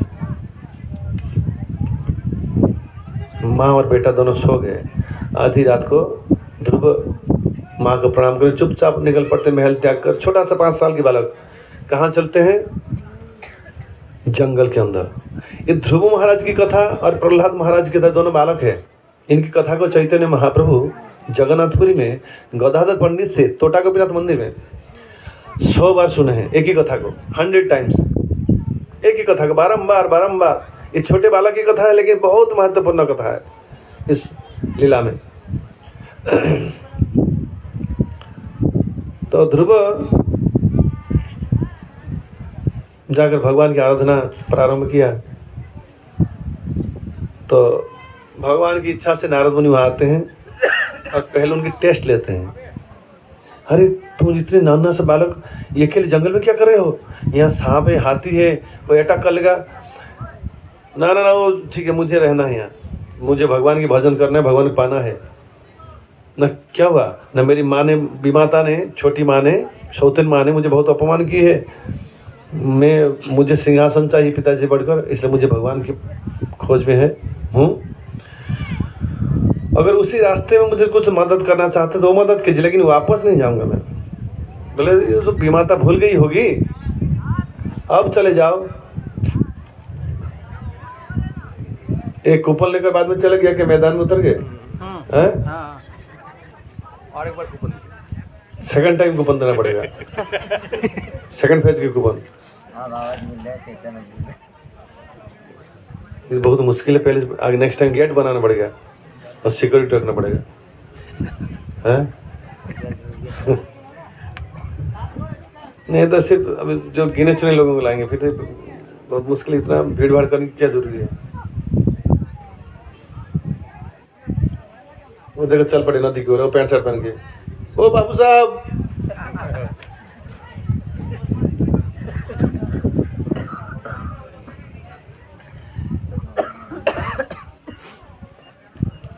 वो देखो कुछ लोग गाड़ी पे जाकर वहाँ कर रहे हैं। নমক বেড়াতেও এসেছে হ্যাঁ, এইখানে সব লোক কিছু বেড়াতে এসেছে, তাই আমাদের লোক সঙ্গে পিছনে দেখুন 50% কম হয়ে গেছে। এই যে আসছে এরা সব বেড়াতে আসছে। ए तुम्हारे पिक्चर क्या बसा थे? ये सामने जगह से किसने बसा? उनको बैठने की जगह तो ना, वो जिधर जगह सेट करो, सामने बैठो सब। ए बैठे थे पीछे कोई ना बैठे। कूपन लेके जाते বেচু এখানে বসে, এখানে জায়গা আছে, নাহলে কুপন পাবে না।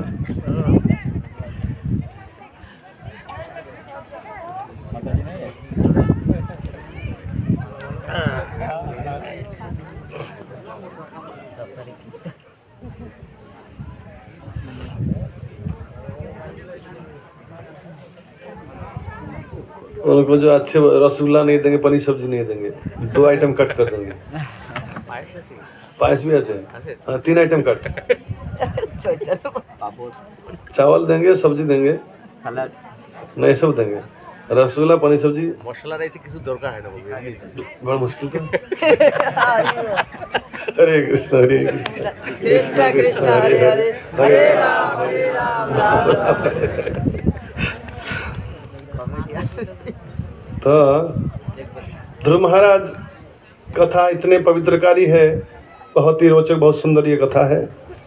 तो सुनीति माँ सो गई, माँ को सोने हुए हालत में छोड़कर माफ़ी मांगते मन से ध्रुव चल पड़े जंगल की ओर। जाकर ध्रुव नारद मुनि से मिलते हैं, नारद मुनि की परीक्षा लेते हैं, फिर देख लेते हैं, समझ लेते हैं कि ये बालक जो है अड़िग है, अपनी अड़िग है बहुत डिटरमिन्ड है भजन में, ये भगवान को पाकर ही रहेगा, ये छोड़ेगा नहीं, लौटेगा नहीं घर पे बिना भगवान पाए। तब उन्होंने कहा, हे बस तुम वृंदावन के मधुबन जंगल में जाओ और तुम्हें मैं मंत्र देता हूँ। उन्होंने 12 अक्षर समन्वित मंत्र दिया। ओम नमो भगवते वासुदेवाय, ओम नमो भगवते वासुदेवाय, ओम नमो भगवते वासुदेवाय।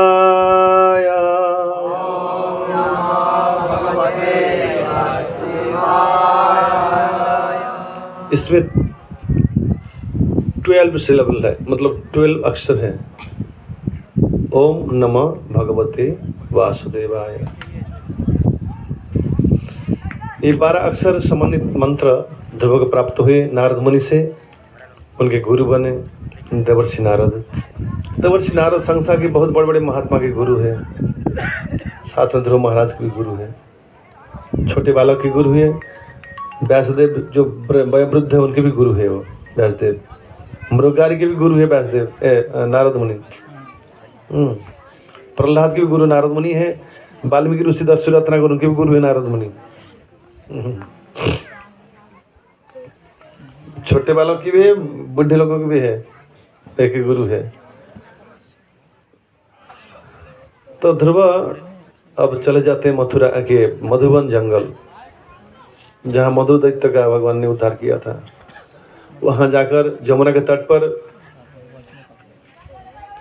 एक ही पैर में खड़े थे, एक पैर ऐसा, एक पैर नीचे जमीन पर, एक पैर ऐसा करके, दोनों हाथों पर करके ध्रुव महाराज 6 महीना भगवान की आराधना की थी मधुबन जंगल में। पहले महीने में ध्रुव महाराज जल, फल, पत्ते, पानी ये सब खा पी कर रहते थे और भगवान की हरे कृष्णा कृष्णा कृष्णा हरे हरे, हरे राम राम राम हरे हरे।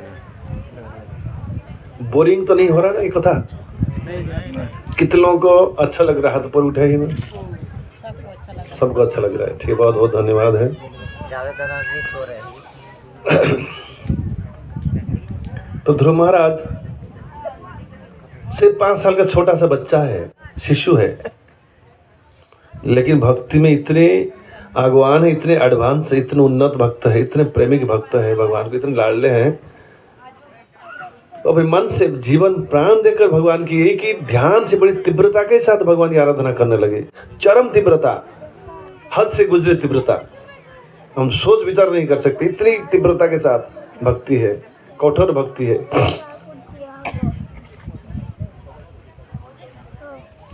तो पहला महीना जल, फल, पत्ते ये खाकर रहते थे और आराधना करते थे अकेला, यमुना के जल पीते थे। फिर अगले महीना उन्होंने फल खाना बंद कर दिया, जल, पत्ते ये सब खाकर रहते थे। फिर आगे चलकर पत्ते खाना बंद कर दिया, खाली जल। फिर इस तरह 6ठे महीने में जल, फल, पत्ते सब कुछ तो बंद कर दिया, साथ में आहार भी एक भोजन, समझिए ना, वायु। जब हमें वायु बराबर ऑक्सीजन नहीं मिलता हम कमजोर हो जाते हैं। यहाँ देखिए, यहाँ की वायु सबसे अधिक शुद्धतम वायु होता है, इसलिए कहा जाता है नदी के तट जो है साधन, भजन, हरि कथा सबसे उत्तम स्थान है। वहाँ 1000 गुना शक्तिशाली होता है उसकी वातावरण, नदी के तट। इसलिए हम हर साल एक बार आते हैं नदी के तट पे यहाँ। और नर्मदा जैसे पवित्र पावन नदी है, जिसको शास्त्र में कहते हैं 7 नदियों में भी, भारत के संसार में 7 नदी जो है सबसे पवित्र है। हरे कृष्ण। तो ध्रुव महाराज यमुना के तट पर भजन साधन की, हम यहाँ नर्मदा के तट पर उनकी कथा सुन रहे हैं और वहाँ वो कर रहे हैं यमुना के तट पर मधुबन में। 6ठे महीने में सांस लेना भी रोक दिया। हायर प्लांट सिस्टम ऊर्ध्वलोक में देवताओं को भी तकलीफ हो गई सांस लेने में, सारे ब्रह्मांड की सांस रुक गए। देवता मिल ब्रह्मा को लेकर चल पड़े भगवान के पास कि हमें सांस लेने में दिक्कत हो रही है, लगता है कोई कठिन तपस्या कर रही है। तब भगवान कहते हैं, उनको पता, वो तो अंतर्जामी है, ये ध्रुव की तपस्या है। तो भगवान विवश हो जाते हैं, प्रेम से बंधे ध्रुव की प्रेम से बस में आ जाते हो। गरुड़ के पृष्ठ पे आरूढ़ होकर आते हैं देवताओं की परेशानी को भी दूर करने के लिए और ध्रुव के ऊपर कृपा करने के लिए। मधुबन जंगल में प्रकट होता, पहले ध्रुव के हृदय में प्रकट होते हैं, फिर ध्रुव के सामने प्रकट होते हैं। ध्रुव पहले अपने हृदय में भगवान का दर्शन करते हैं, छोटे शिशु, फिर सामने भगवान का दर्शन करते हैं। ध्रुव महाराज की आंखों से इतने प्रसन्नता के आंसू बहने लगे और उनके मन में तीव्र इच्छा हुई कि भगवान की स्तुति स्तव करने की। एक स्वाभाविक शिष्ट, जब भी हमारे कोई प्रिय व्यक्ति मिलते हैं अब उनकी जो याद है वो क्या क्या अच्छा किया था वो याद आती है। कोई मित्र चलो बहुत दूर चला गया, बहुत सारे बार मिलते हैं जो कि बहुत करीब के होंगे, बहुत प्रेमी भक्त मित्र होंगे, अब उनकी याद अच्छे दिन वो क्या क्या अच्छा किया था उसका हम याद करते हैं और उसको बोलते भी हैं कि तूने मेरे लिए यह किया था। हाँ, उस तरह भक्त भी इच्छा होती है भगवान की महानता गाने के लिए, भगवान आपने क्या क्या किया है। गजराज को उद्धार किया जो कि पशु है, उसको कोई ज्ञान नहीं है, अब मृगारी को उद्धार किया, वो व्याध है, उसको कोई आचरण की ज्ञान नहीं है। अब सुदामा ऐसे गरीब को प्राप्त हो गए, अब ये विदुर शुद्राणी के पुत्र उसको प्राप्त हो गए। हनुमान वो कहाँ ये उसको प्राप्त हो गया। पक्षी है, गरुड़ पक्षी है, ये हनुमान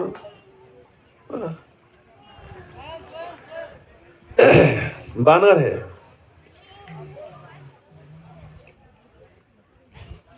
तो भगवान की बहुत स्तुति की, न स्तुति करने की इच्छा हुई, लेकिन वो बालक उनको इतना ये नहीं था।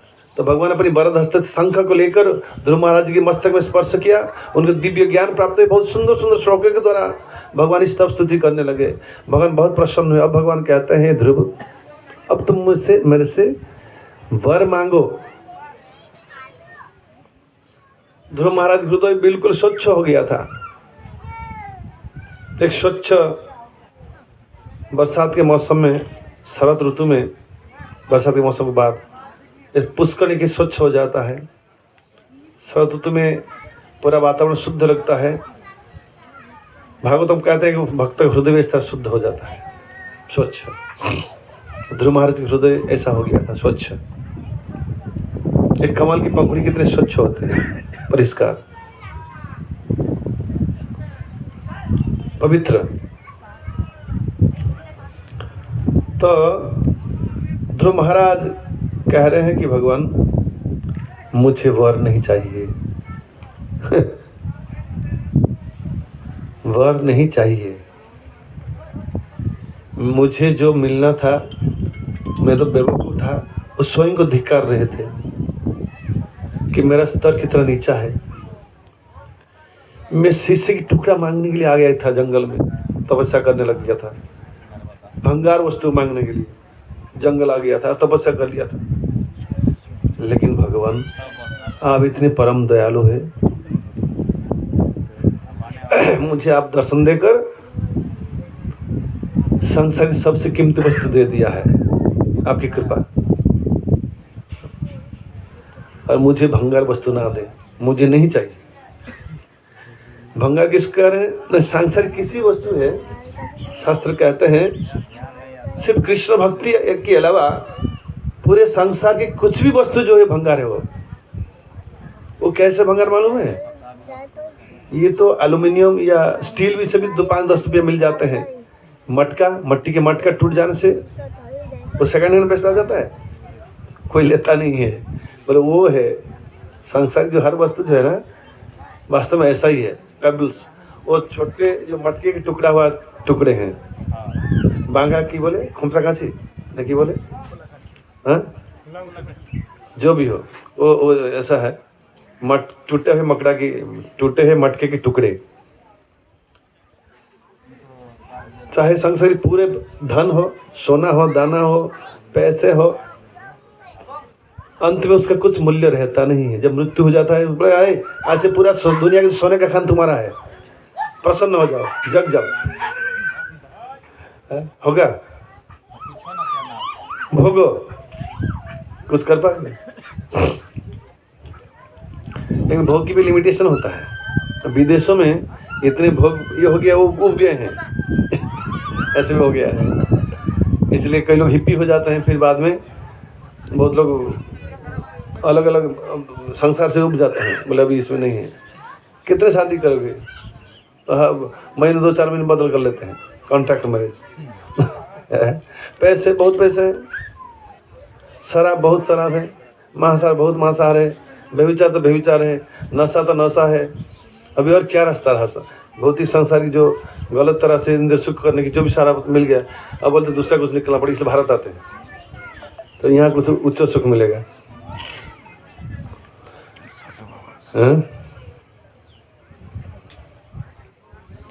ध्रुव महाराज कहते हैं, स्थान अभिलाषी तपसे स्थित हम तम प्राप्तवान् देव मुनीन्द्र गुह्यम् काचम विचिन्वन् अपि दिव्य रत्नम् स्वामिन् कृतार्थस्मिन् वरम न जाचे।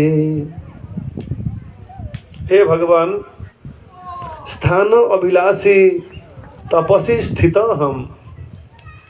मैं साम्राज्य प्राप्ति के लिए तपस्वी बन गया था, तपस्या किया था, लेकिन मुझे क्या हुए? त्वाम प्राप्तवान, आप जैसे मणि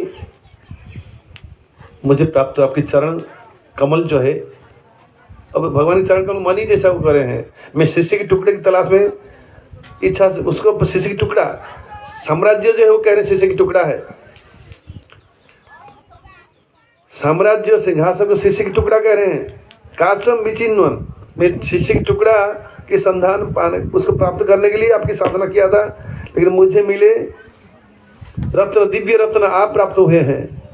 ताम प्राप्तवान देव मुनिंद्र गुह्यम, जो कि देवता मुनि इंद्र को सब गुह्य है, अब दुर्लभ है, अप्राप्य वस्तु है। काचम विचिन्वन अपि दिव्य रत्नम स्वामीन कृतार्थ अस्मिन वरम न जाचे। हे भगवान, मेरे ऊपर कृपा कीजिए, मुझे वर न जाचे, वर ना दे, वर देने की बात ना करे। मुझे वरदान नहीं चाहिए, मुझे खाली ये वरदान चाहिए, हाँ, जन्म जन्मांतर में आपके चरण में अहेतु की भक्ति, ये चाहिए। और संसार रूपी जो शिष्य की टुकड़ा है, कृपया मुझे ये ना दें।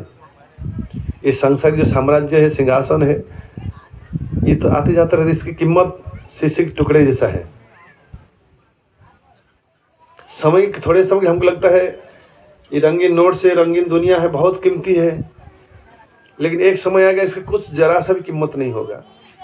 समय के अनुसार का महत्व रहता है, फिर चला जाता है, लेकिन आध्यात्मिक वस्तु फॉरएवर उसकी मूल्य रहता है। भगवान या भगवान की संबंधित जो वस्तु है वो हमेशा मूल्य प्रदान करने वाला होता है। कि मुझे आपके चरण में जन्म जन्मांतर में अहेतु की भक्ति चाहिए, मुझे ये भंगार वस्तु नहीं चाहिए, मुझे व्यवसायी मत बनाइए। लोग क्या सोचते हैं, हम मंदिर गए, 100 रुपया डोनेशन दिया, मन में भगवान प्रार्थना, भगवान मैं 100 रुपया दे रहा हूँ, बदले मुझे व्यवसाय में 10,000 मिल जाना चाहिए। और जैसे अगले महीने मिला नहीं, वो मंदिर बदल कर दिए, भगवान अच्छे नहीं है, अभी इस कर्म में नहीं जाएंगे, दूसरा जगह कहीं हनुमान मंदिर जाएंगे, फिर और दूसरा कहीं जाएंगे। वहाँ मिल गया तो देखेंगे, वहाँ लगाते ना ऑर्डर सप्लाई, भगवान को ऑर्डर सप्लाई समझते हैं। भगवान 100 रुपया दिया, 10,000 भेज देना, 5,000 रुपया दिया, 10 गाड़ी ईट भेज देना, ऑर्डर सप्लाई करते ना। वो घर पे भेज देना, क्या है, भेज दिया ऑनलाइन पैसा, पिज्ज़ा पे पहुँच जाना, जो हट पिज्ज़ा, 100 रुपया डाउन में डाल दिया, 10,000 रुपया घर पे आ जाना चाहिए, 10,000 रुपया दिया, 1 लाख आना चाहिए। ये कैसे हुआ लेन देन? तो शास्त्र कह रहे हैं असलियत में एक दृष्टि से भक्ति है, लेकिन ये बहुत निकृष्ट भक्ति है। गीता में भगवान कहते हैं, हे अर्जुन, चतुर्विधा भजन्ते माम जना सुकृतन अर्जुन आर्थ जिज्ञासु अर्थार्थी ज्ञानी च भरतर्षभ। 4 प्रकार के व्यक्ति मेरी शरण में आते हैं, आर्त, जिज्ञासु, अर्थार्थी। गजराज अर्थ है, जिज्ञासु, सनक सनातन को जिज्ञासु भी कभी कहा जाता है। वो इंक्विजिटिव होकर वैकुंठ चले गए, क्या है वहाँ देखने के लिए, फिर भक्त बन जाते हैं। अर्थार्थी, अर्थार्थी में ध्रुव महाराज खुद है, और साम्राज्य प्राप्ति के लिए आए थे, कुछ वस्तु प्राप्ति के लिए भगवान के पास जाते हैं तो उसको अर्थार्थी कहते हैं। और ज्ञानी, तो इनमें से ये 4 व्यक्ति प्रारंभ में ऐसे उद्देश्य से जाते हैं, लेकिन अंत में ये शुद्ध भक्त हो जाते। ध्रुव महाराज अर्थार्थी लेवल के थे, लेकिन जब भगवान मिले, भक्त कृपा मिली और शुद्ध भक्त के स्तर में आ जाते हैं। ये 4 व्यक्ति की स्थिति ऐसी है। प्रारंभ में भले उनकी जो लेवल है इतना ऊंचा नहीं होता है, लेकिन धीरे धीरे आगे चलकर इस शुद्ध स्तर की प्राप्ति हो जाती है उन्हें। मेरी कथा समझ में आ रही है सबको? हरे कृष्ण। मैं जो बोल रहा हूँ समझ में आ रहा है? भले इनका जो प्रारंभिक भक्ति जो है उनकी स्तर प्रारंभ में इतना बड़ा, इतना एडवांस स्तर नहीं होता है, तो निम्न स्तर के होते हैं, शिशु नर्सरी की भक्ति है। लेकिन नर्सरी की भक्ति जो है उन्हें लेकर PhD के लेवल की भक्ति में पहुँचा देता है, लेकिन उसको कंटिन्यू रखना होगा। लेकिन इनको हम नेग्लेक्ट नहीं करना चाहिए, इनके भक्त में सम्मान करना चाहिए। चाहे कनिष्ठ हो, मध्यम हो, उत्तम हो, महाप्रभु को पूछा था। मैंने कई बार चर्चा की कथा को कि जगन्नाथपुरी में हर साल रथ यात्रा होता था। जब रथ यात्रा लौट खत्म होता था, कुलीन ग्राम के निवासी रामानंद बसु, गुणराज खान, श्रीनंदनंदन कृष्ण जार प्राणधन, यही वाक्य बिकाइन मोहितार हाथ, श्रीनंदनंदन कृष्ण मोर प्राणनाथ, यही वाक्य बिकाइन मोहितार हाथ, श्रीनंदनंदन कृष्ण मोर प्राणनाथ। ये गुणराज खान एक ग्रंथ लिखे है, उसमें लिखा है श्रीनंदनंदन मोर प्राणनाथ। ये वाक्य महाबू ने पढ़ा था, तो पढ़कर बोले कि ये वाक्य पढ़कर मैं उसके हाथ में हो गया हूँ। ये बंगाल में एक जगह है कुलीन ग्राम के कहते हैं निवासी, तो क्या हुआ कि जो कुत्ता है वो भी मुझे प्रिय है, महाप्रभु कह रहे हैं। वहाँ के निवासी कितने प्रिय होंगे। नंदलाल प्रभु के गांव के पास है वो गांव, नंदलाल प्रभु यहाँ गोविंद के गांव के पास कुलीन ग्राम। यहाँ वहाँ अभी भी पट्टसूत्र आता है, पट्टवस्त्र, कुछ पट्टसूत्र। जगन्नाथ जो पांडी विजय करते हैं उस समय जगन्नाथ की कमर पे बांधा जाता है, उनको उठाकर पंडे लोग लेके आते हैं रथ तक। कुछ लोग पकड़ते हैं, कुछ लोग रस्सी को भी पकड़ते हैं आगे पीछे। जगन्नाथ की शरीर भारी होता है, दारू ब्रह्म है, नीम के दारू से बनाया गया है जगन्नाथ। तो पट्ट डोरी ये वहाँ से आता है, कुलीन ग्राम से। तो एक गाँववासी कुलीन ग्राम के निवासी हर साल उनको लेके आते थे। क्या नाम है उनका? शिवानंद सेन। हर साल लेकर आते थे बंगाल से उड़ीसा, पुरी। 2 महीने लगता था, चल कर आते थे। और जाते समय महाप्रभु के एक साल पूछा कि गृहस्थ के धर्म क्या है?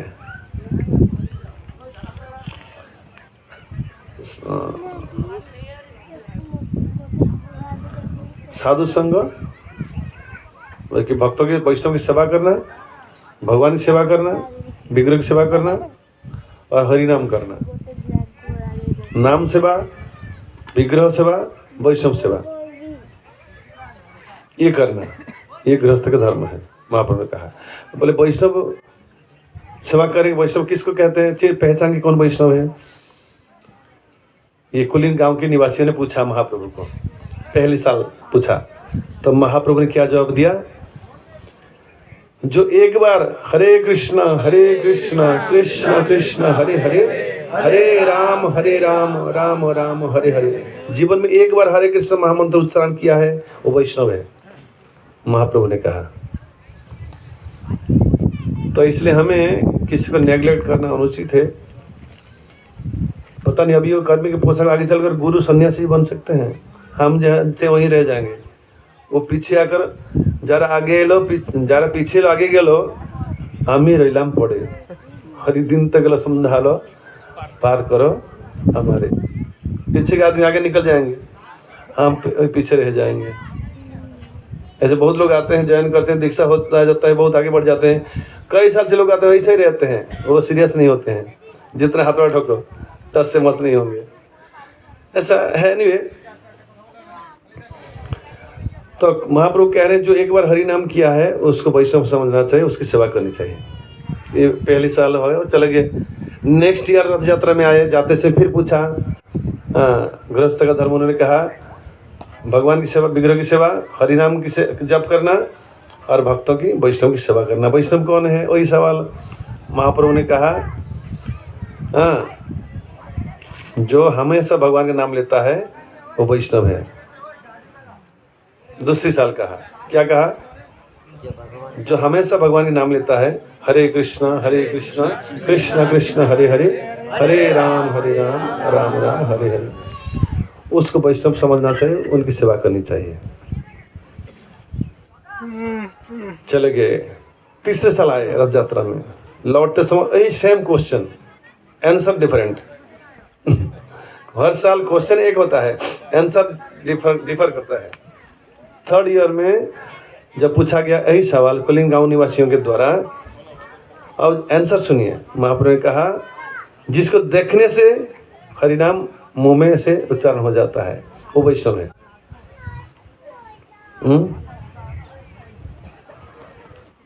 समझ में आया? वैष्णव ऐसे व्यक्ति जिसको देखने से ही दूसरे का मुख से, जिसको देखेगा जो देखेगा उसका मुंह से हरिनाम निकल जाएगा, या हरिनाम करने की इच्छा होगी। कृष्ण में थोड़ा सा उसका हृदय में प्रेम जागृत होगा कि वैष्णव जा रहे हैं, विष्णु की भक्ति उसके हृदय में उद्रेक होगा, उसको देख कर भक्ति आएगी, ये वैष्णव है। क्या ये 3 अलग है? नहीं, ये तीनों आंसर सही है। कनिष्ठ अधिकारी, मध्यम अधिकारी, उत्तम अधिकारी वैष्णव, महाप्रभु ने ये उत्तर दिया है। कनिष्ठ अधिकारी जो एक ही बार हरिनाम किया है वो कनिष्ठ अधिकारी लेकिन वैष्णव है। मध्यम अधिकारी जो हमेशा भगवान के दिव्य नाम का जप करता है, और उत्तम अधिकारी जिसको देखने से जप करने की, उसके जो देखेगा उसके मुंह से हरिनाम निकलेगा।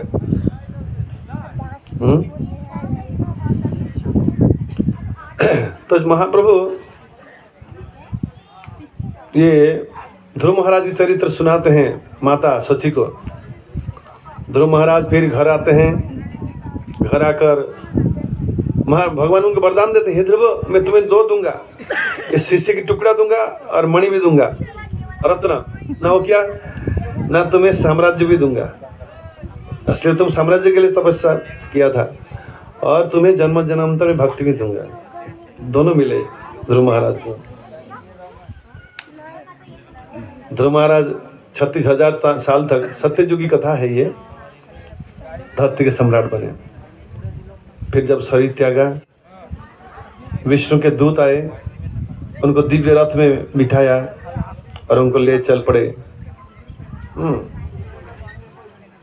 आध्यात्मिक जगत।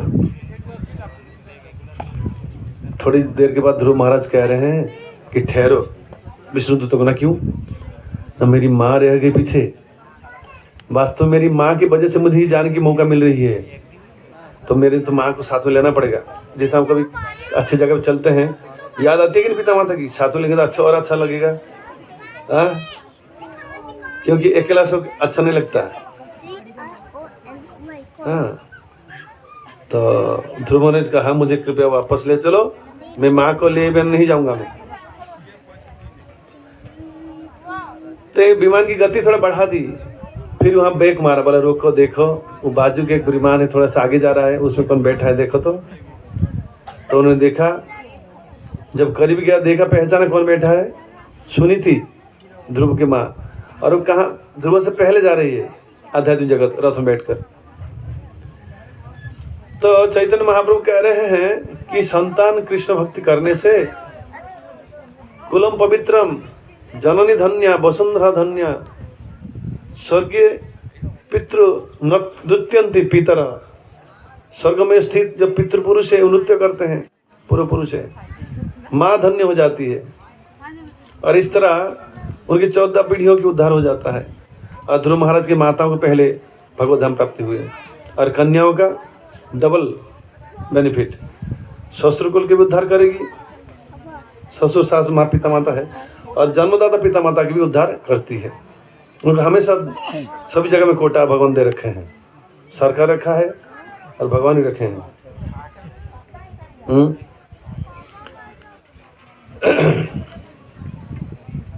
अभी थोड़ी देर पहले मुझे पता चला, वहाँ लिखा है कि लोग पुत्र होने से अधिक प्रसन्न होते हैं, लेकिन वहाँ बताया गया कि एक कन्या जो है 10 पुत्र का काम करता है,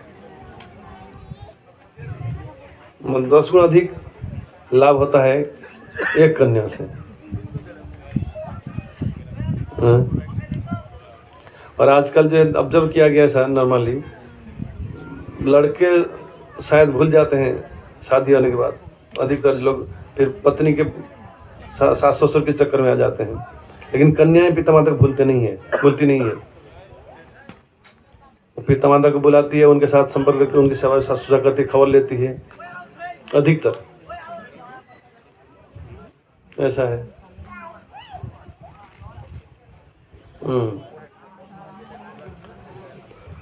तो ये चैतन्य महाप्रभु ने कहा। फिर विष्णुप्रिया देवी, विष्णुप्रिया देवी बहुत रोने लगी। फिर उनको महाप्रभु ने सोचा, जो जगत की जो तत्व कथा है, गीता की तत्व, शरीर आत्मा परमात्मा, जीव कैसे आत्मा के अंश है, असलियत में संपत्ति जो है, वस्तु जो है भगवान है, ये सांसारिक वस्तु में मोह नहीं रखना चाहिए। और पति बुद्धि में ये जो जड़ शरीर है, ये रक्त मांस, भागवत में श्लोक है ना,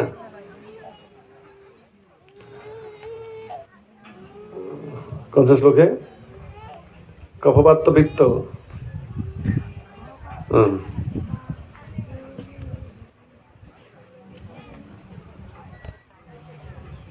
सैव गोखर। हाँ, उससे पहले लाइन क्या है?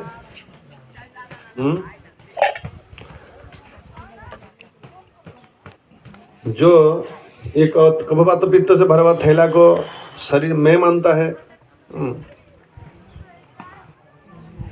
जो धरती को मेरा भारत महान मानता है, वो जो है गधे की विचार है। वो जस्यात्म बुद्धि कुनपे त्रिधातु के स्वधि कलत्रादिशु भौमैज्यधि जतीर्थ बुद्धि सलिले न करी चीज जनेषु अभिगेषु सएव गोखर। यस्य आत्मबुद्धि कुनपे त्रिधातु के, ये 3 धातु से भरा हुआ थैला है शरीर, इसको मैं मानता है व्यक्ति, जो ये गधे की विचार है। यस्य उसको ही आत्मा मानता है। यस्य आत्मबुद्धि कुनपे त्रिधातु के स्वधि कलत्रादिषु भौम इज्जति, जो पिता माता भाई सगे संबंधी भाई मेरे हैं, मेरे शरीर से संबंध, इसलिए मेरा है, मेरा होकर ही रहेंगे, ये भी गधे की विचार है। थोड़ी देर के बाद सीन बदल हो जाएंगे, अधिक दिन टिकेगा नहीं। स्वधि मैं भारत में जन्म हुआ, इसलिए मेरे भारत महान है। फिर शरीर जाके पाकिस्तान जन्म हुआ, मेरा पाकिस्तान महान है, मेरा बांग्लादेश महान है, मेरा अफगानिस्तान महान है, मेरा अमेरिका महान। क्यों मैं जन्म हूँ कि तुम क्या है कि मैं भारत जन्म इसलिए मेरा भारत महान। ये जो विचार है, ये भी गधे के विचार कह रहे हैं, शास्त्र भागवतम कह रहे हैं। हाँ, जब तीर्थ बुद्धि सलीले न करी, जो तीर्थ जाते हैं सिर्फ पवित्र नदी में स्नान करके पवित्र होना, वही तीर्थ माना जाता है। पवित्र जहाँ वृंदावन क्यों जाएंगे ना, जमुना में स्नान करने के लिए, फिर स्नान कर लिए बस हो गया ना, ये गधे भावना है। तीर्थ में जाना चाहिए, इसलिए वहाँ हरि कथा श्रवण और हरि कथा कीर्तन, हरि नाम जप के लिए तीर्थ जाना चाहिए। जिस तरह हम आए हैं, स्नान यात्रा निमित्त है, असलियत में ये असली स्नान तक कान के द्वारा होता है। भक्ति सिद्धांत हरि बोल आस्ते, श्रील भक्ति सिद्धांत सरस्वती ठाकुर कहते हैं कि हमें मंदिर जाना चाहिए, किसके लिए? न भगवान के दर्शन के लिए, लेकिन कैसे दर्शन करना है? न कानों के द्वारा। कान के द्वारा दर्शन होता है क्या? होता नहीं है, लेकिन होता भी कैसे? जब मंदिर में जाकर भागवतम कथा जब श्रवण करेंगे, तीर्थ स्थान में जब हरि कथा श्रवण करेंगे, तब जाकर तीर्थ का दर्शन होगा कान के माध्यम से। भगवान कृष्ण का दर्शन करते हैं, लेकिन वो कितने महान है, उनके मन क्या गुण है, जब उनकी गुण, उनकी महानता हम कान के माध्यम से कर्णपुट में जाकर हृदय में प्रवेश करता है, तब वो जो भगवान है तब महसूस होता है। नहीं तो पत्थर लगेगा, नहीं तो लगे पत्थर मार्बल है, लकड़े हैं, क्योंकि ज्ञान चक्षु प्राप्त नहीं हुआ है। उसी जो महानता है कर्ण के माध्यम से, श्रवण के माध्यम से दर्शन होता है। इसलिए मंदिर जाते हैं, मंदिर में कान के द्वारा भगवान को श्रवण करें, वहां जाकर हरि कथा सुनने की इच्छा रखनी चाहिए।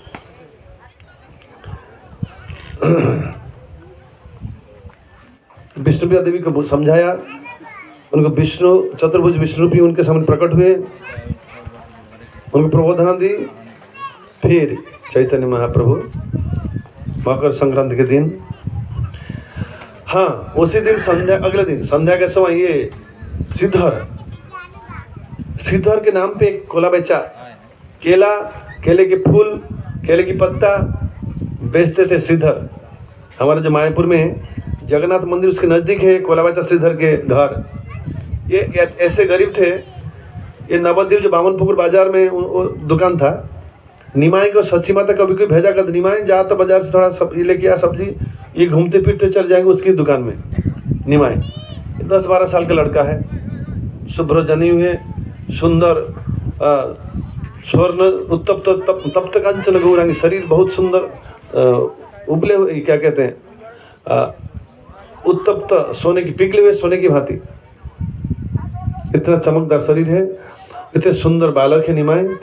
और वो आते हैं इस श्रीधर के दुकान में और श्रीधर के साथ थोड़ा बार्गेनिंग करते हैं, बोले इसका कितना पैसा ये है ना, तुम अधिक पैसे लेते हो, इतना मुनाफा करते हो। लेकिन श्रीधर बहुत मार्जिन लेते, सामान्य, और उसमें से जो पैसा मिलता था आधा पैसा, गंगा माता एक्चुअली भगवान के जल रूप है, तरल रूप है भगवान, उनकी सेवा करने में खर्चा करते थे। बाकी आधा पैसा में परिवार जीविका निर्वाह करते थे, आधा पैसे में उनका घर था टूटा फूटा, चांद सूर्य की किरणें घर पे आ जाते थे बिना रोक टोक एक ही लोटा था, उसमें एक नंबर 2 नंबर पानी पीना सब कार्य, एक ही कपड़ा था, बहुत दरिद्र थे और हरि नाम करते थे।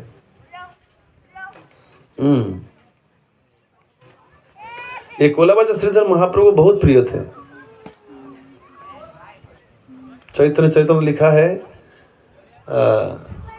भक्तेर वस्तु प्रभु काढ़िया खाए, अभक्तेर वस्तु प्रभु फिरिया ना ताकाए। दुर्योधन के राजभोग को भगवान श्री कृष्ण ने ठुकराया, विदुर के केले की छिलका खाने के लिए दौड़कर चले गए उसके घर, क्योंकि वहाँ प्रेम है। कुलीन पंडितेर बड़ा अभिमान, दिनेर अधिक दया करें भगवान, कुलीन पंडितेर बड़ा अभिमान। जो अच्छे परिवार के हैं, जो विद्वान है, धर्मान है, वो अहंकारी होते हैं, लेकिन जो गरीब है वो ज़्यादातर नम्र रहते हैं, इसलिए भगवान उनके प्रति अधिक दयालु होते हैं। प्रभुपाद कहते हैं कि जस्य हम अनुग्रहामि हरिषसि तद्धनम सनई। मैं कभी कभी किसी को विशेष कृपा करने के लिए उसके जो भौतिक सुख सुविधाएं हैं, ऐश्वर्य है, धीरे